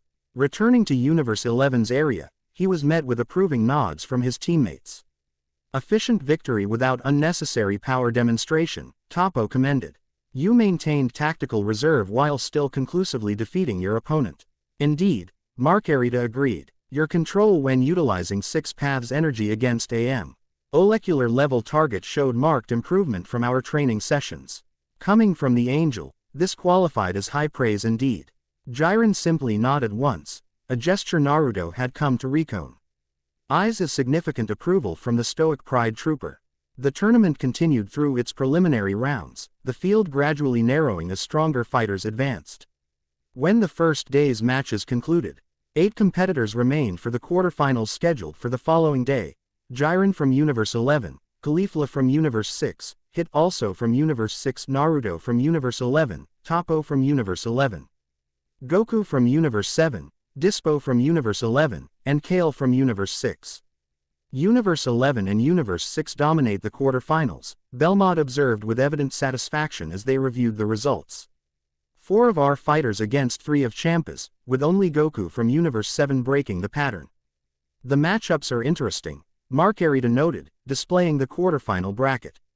Jiren will face Hit, Caulifla will face Naruto, Toppo will face Goku, and Dispo will face Kale. Naruto's attention immediately focused on his upcoming match against the Saiyan warrior who had so openly challenged him earlier. Caulifla will be a fundamentally different opponent from Maji KO, Toppo advised. Where the modified being fought with analytical precision, she combines instinctive battle genius with raw power and transformative abilities. Her fighting style emphasizes offensive pressure, Jiren added unexpectedly. She seeks to overwhelm opponents through escalating force, adapting her approach when initial tactics prove ineffective. She's also likely to employ her Super Saiyan transformations more extensively against you, Marcarita observed. Her demonstrated abilities will prompt her to access higher power levels immediately rather than conserving energy as she did in her preliminary match. The detailed analysis from his teammates remind Ed Naruto of strategic sessions before major battles back home, experienced shinobi pooling knowledge to prepare for challenging opponents. I appreciate the insights, he said sincerely. I'll be ready. As they departed the arena complex for their assigned accommodations within the Null Realm, Naruto noticed Caulifla watching him from Universe 6's exit point. When their eyes met, she made a gesture that universally translated to, "You're next," before turning away with confident strides. The Saiyan's challenge brought a smile to Naruto's face. Tomorrow's match would indeed be interesting, of how his shinobi approach would fare against a warrior breed legendary throughout the multiverse for their battle prowess. He was looking forward to it. The Null Realm's equivalent of night passed quickly. Universe 11's accommodations within the tournament complex reflected their characteristic precision and functionality, private quarters for each team member arranged around a central strategic planning area. Despite the comfortable surroundings, Naruto spent several hours in meditation, centering himself and reviewing everything he had observed about Saiyan fighting techniques. When morning arrived, or what passed for morning in a realm without conventional solar cycles, the team gathered for final preparations before the quarterfinals began. Remember, Belmont instructed, as they reviewed strategy one last time, while individual victories are valuable, the team competition that follows holds greater significance for universe rankings. Conserve crucial techniques when possible, but do not risk elimination through excessive restraint. The arena complex had been reconfigured overnight, the fighting platform now elevated higher above the spectator areas and the containment fields reinforced to withstand the increased power levels expected in the advanced rounds. The quarterfinals began with Jiren facing Universe 6, a legendary assassin Hit, a purple-skinned humanoid with the ability to manipulate time within a limited field around himself. The battle was brief but spectacular, with Hit's time skip technique proving initially effective before Jiren's overwhelming power simply overcame the temporal manipulation through sheer force. Remarkable, Toppo commented as they watched. Jiren's power has increased since the last multi-universal competition. Even Hit's improved time skip couldn't maintain effectiveness. The second match pitted Toppo himself against Universe 7's Goku, a Saiyan with transformation abilities similar to Caulifla's but with techniques uniquely his own. Their battle extended much longer than Jiren's, with both fighters demonstrating mastery of their respective styles. Ultimately, Toppo's Hawkeye energy proved the deciding factor. Though Goku's performance earned respectful acknowledgement from all observers. He fought well, Toppo remarked as he rejoined them, showing no arrogance in victory. His spirit embodies true warrior pride despite his unorthodox approach. The third match saw Universe 11's Dispo facing Kale, another female Saiyan from Universe 6 whose transformation took a berserker form rather than the control-led power escalation Caulifla had demonstrated.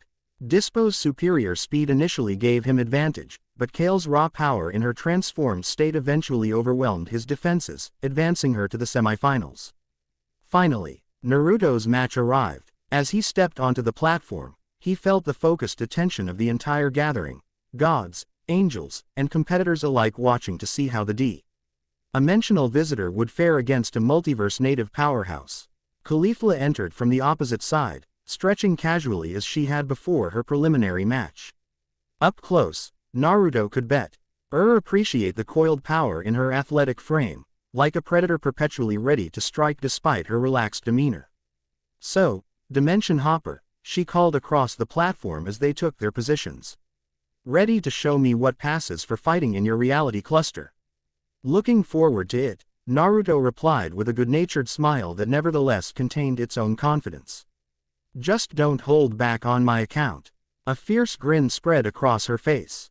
Wouldn't dream of it. The Grand Priest descended to hover above the center of the platform. Quarterfinal match. Universe 6 Caulifla vs Universe 11's Uzumaki Naruto. Fighters ready. Begin. Caulifla wasted no time, immediately transforming into her Super Saiyan state. Golden energy erupted around her as her black hair shifted to brilliant gold, standing up from her head in rigid spikes. Her power level increased dramatically, the containment field rippling as it adjusted to compensate. No warm-up round for you, she declared, launching herself forward with blinding speed. Naruto shifted to Sage mode just in time to track her movement, dodging her initial strike by a hair's breadth. The exchange that followed was too fast for most observers to follow, a flurry of attacks and counters as both fighters tested each other's capabilities. Breaking apart after the initial exchange, Caulifla landed lightly on her feet. That fierce grin still plastered across her face. Not bad. You've got decent reflexes for someone not native to our multiverse. You're pretty quick yourself, Naruto acknowledged, studying her transformed state with Sage-enhanced perception. The energy flowing through her was fascinating, raw, primal power channeled through a biological system evolved specifically to harness and direct it. Caulifla charged again, this time launching a barrage of energy blasts from her hands before closing for physical combat. Naruto countered with shadow clones that intercepted the energy attacks while he engaged her directly. Their fighting styles created an interesting contrast, Caulifla's power-oriented Saiyan techniques against Naruto's adaptable shinobi approach. Where she relied on overwhelming force and instinctive battle genius, he employed tactical positioning and precision timing. Those copies of yours are annoying, she commented after destroying several clones with sweeping energy attacks. But they can't match the real thing's power, can they? They have their uses, Naruto replied with a smile, forming a Rasengan in his palm as the knowledge from his dispersed clones flowed back to him. Their battle escalated as both fighters increased their output. Caulifla's attacks grew more powerful, the golden aura around her intensifying as she pushed her Super Saiyan transformation to its limits. Naruto matched her escalation by enhancing his Sage techniques, using natural energy to amplify his strength and speed. From the viewing areas, the various universes watched with undisguised interest. The dimensional visitor fights intelligently, was observed in Universe 7's section. He uses those duplicates not merely as combat support but as information-gathering tools. In Universe 6's area, Vados nodded in approval at a particularly clever tactical maneuver from Naruto. His adaptability complements his power rather than substituting for it. Most interesting. The turning point came when Caulifla, frustrated by her inability to land a decisive blow, suddenly powered up further. Her golden aura crackled with electrical discharge as her hair grew slightly longer and more rigid. Super Saiyan 2, Marcarita identified from Universe 11's viewing area. A significant power increase with enhanced neural processing speed. Her reaction time will nearly double. Sure enough, Caulifla's already impressive speed increased dramatically, allowing her to break through Naruto's defensive positioning and land several powerful blows that sent him skidding across the platform. That all you got, Dimension Hopper? She called, electricity crackling around her transformed state. I'm just getting warmed up. Naruto rose to his feet, a determined smile spreading across his face despite the powerful impacts he'd just absorbed.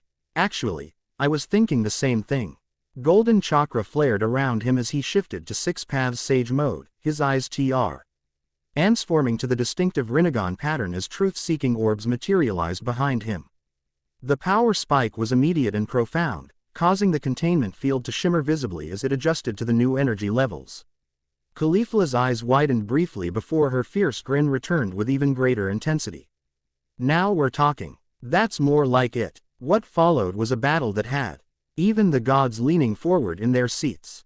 Both fighters unleashed techniques that showcased the pinnacle of their respective power systems. Caulifla's Super Saiyan 2 capabilities allowed for diva stating energy projection and physical strikes enhanced by ki manipulation. Naruto's Six Paths Sage mode granted him flight, elemental control, and the unique properties of the truth-seeking orbs. Their contrasting approaches created a spectacular display, Caulifla's raw power and battle intuition against Naruto's tactical innovation and energy versatility. Each time one seemed to gain advantage, the other would adapt and counter. Remarkable balance between fundamentally different power systems, the Grand Priest commented to no one in particular as he observed from above. The harmonic resonance patterns between them suggest interesting compatibility despite disparate origins. The battle reached its crescendo when Caulifla, pushed beyond her previous limits, attempted to access other transformation, her aura flaring chaotically as she struggled to break through to the next level. Not yet, she growled through gritted teeth, her power fluctuating wildly as she fought to control the transformation. Naruto recognized the critical moment. She was vulnerable during this transition attempt, her energy unstable and her concentration divided. A decisive strike now would end the match. Yet instead of pressing his advantage immediately, he paused. Focus on the feeling, not the power, he called to her. It's like gathering natural energy, intention matters more than force. Caulifla's eyes widened in surprise at the advice from her opponent. For a brief moment, the fierce competitor gave way to the dedicated warrior seeking mastery of her art. She adjusted her approach, focusing inward rather than pushing outward. Her aura stabilized, the wild fluctuations settling into a more coherent pattern, not quite achieving the full transformation she sought, but regaining control of her current state. Why would you help me? She demanded, genuine confusion mixing with her competitive spirit. Naruto shrugged, golden chakra still flowing around him. The best battles help both fighters grow stronger. That's how it works where I come from. Something shifted in Caulifla's expression, respect flickering behind the competitive fire in her eyes. Interesting perspective, but it won't save you from losing. She launched herself forward with renewed determination, her Super Saiyan 2 form now perfectly stabilized and operating at peak efficiency. What followed was the most intense exchange yet, both fighters employing their most advanced techniques in perfectly executed combinations. The platform beneath them cracked from the force of their clashes, containment yields straining to manage the energy discharges. The decisive moment came when Caulifla gathered massive ki into her palms for a final, all-out energy blast. Let's see you handle this. Crush Cannon. The enormous beam of concentrated energy roared toward Naruto, who responded by merging several truth-seeking orbs into a shield directly in his path. The collision was spectacular, raw ki meeting matter negating energy in a display that forced spectators to shield their eyes. When the light faded, Naruto stood unharmed behind his shield, which had completely neutralized Caulifla's attack. Or she could recover from the massive energy expenditure, he moved with blinding speed, appearing behind her with a Rasengan formed from Six Paths chakra hovering just inches from her back. I think that's checkmate, he said quietly. Caulifla froze, then slowly turned her head to confirm what her senses already told her. She was completely vulnerable to a finishing blow that would end the match instantly. For a moment, rage and frustration flickered across her features. Then, surprisingly, she laughed, a genuine sound of appreciation rather than mockery. Well played, Dimension Hopper, she acknowledged, powering down from her Super Saiyan state back to her base form. Looks like your reality cluster produces some decent fighters after all. The Grand Priest descended to the platform. Victory to Universe 11's Uzumaki Naruto through combat resolution. Caulifla of Universe 6 acknowledges defeat. Applause rippled through the viewing areas as Naruto offered Caulifla a respectful bow, which she returned with a nod that contained considerably more respect than when they'd begun. Next time won't be so easy, she promised as they walked together toward the exit platform. I'll have that third transformation mastered. Looking forward to it, Naruto replied with genuine enthusiasm. Your fighting style is amazing. I've never faced anything quite like it before. Same goes for your weird energy techniques, she admitted. Those truth whatever orbs are something else. Complete negation properties. Pretty handy. As they reached the exit, Caulifla paused. One question before you go back to your universe's team. That advice during the match, about focusing on feeling instead of power for transformation. How did you know that would help? Naruto considered his response carefully. Where I come from, I trained in something called Sage Mode. It requires balancing natural energy with your own. Push too hard, and it overwhelms you. Focus too little, and it dissipates. Perfect balance comes from intention and harmony, not force. Caulifla's eyes narrowed thoughtfully. Intention and harmony, not typically Saiyan concepts. A slow smile spread across her face. But maybe that's the point. Anyway, good match, Dimension Hopper. Kick some ass in the semifinals. With that surprisingly friendly parting, she headed toward Universe 6 area, where Vados watch. Had their interaction with undisguised interest. Returning to Universe 11's section, Naruto was met with approving nods from his teammates. An efficient victory without excessive power demonstration, Toppo commended. Your tactical approach neutralized her primary advantages effectively. Interesting choice to assist her during her transformation attempt, Marcarita observed, her tone neutral yet somehow conveying curiosity. Most competitors would have exploited such vulnerability immediately. Where I come from, the best battles leave both fighters stronger, Naruto explained. It seemed like the right thing to do. A hint of something almost like approval flickered across the angel's features before her composed expression returned. A perspective with merit, particularly in exhibition contexts. Though perhaps less applicable in true combat scenarios. The semi-finals are now set, Belmont announced, directing their attention to the updated bracket. Jiren will face Kale from Universe 6, while you, Naruto, will face Toppo. The revelation that his next opponent would be his own teammate surprised Naruto. He glanced at Toppo, who nodded respectfully. Universe 11 is guaranteed a finalist regardless of outcome, the massive Pride Trooper observed. A fortunate bracket alignment for our universe's standing. Nevertheless, Belmont added with a theatrical flourish, I expect both of you to compete with appropriate intensity. These exhibitions are observed by beings whose memories span eons. Performances that lack conviction are remembered unfavorably. Understood. Both Naruto and Toppo acknowledged simultaneously. As they prepared for the semifinals scheduled for later that day, Naruto found himself reflecting on the battle with Caulifla. Something about the Saiyan warrior resonated with him beyond mere combat compatibility, perhaps recognition of a kindred spirit despite their different origins.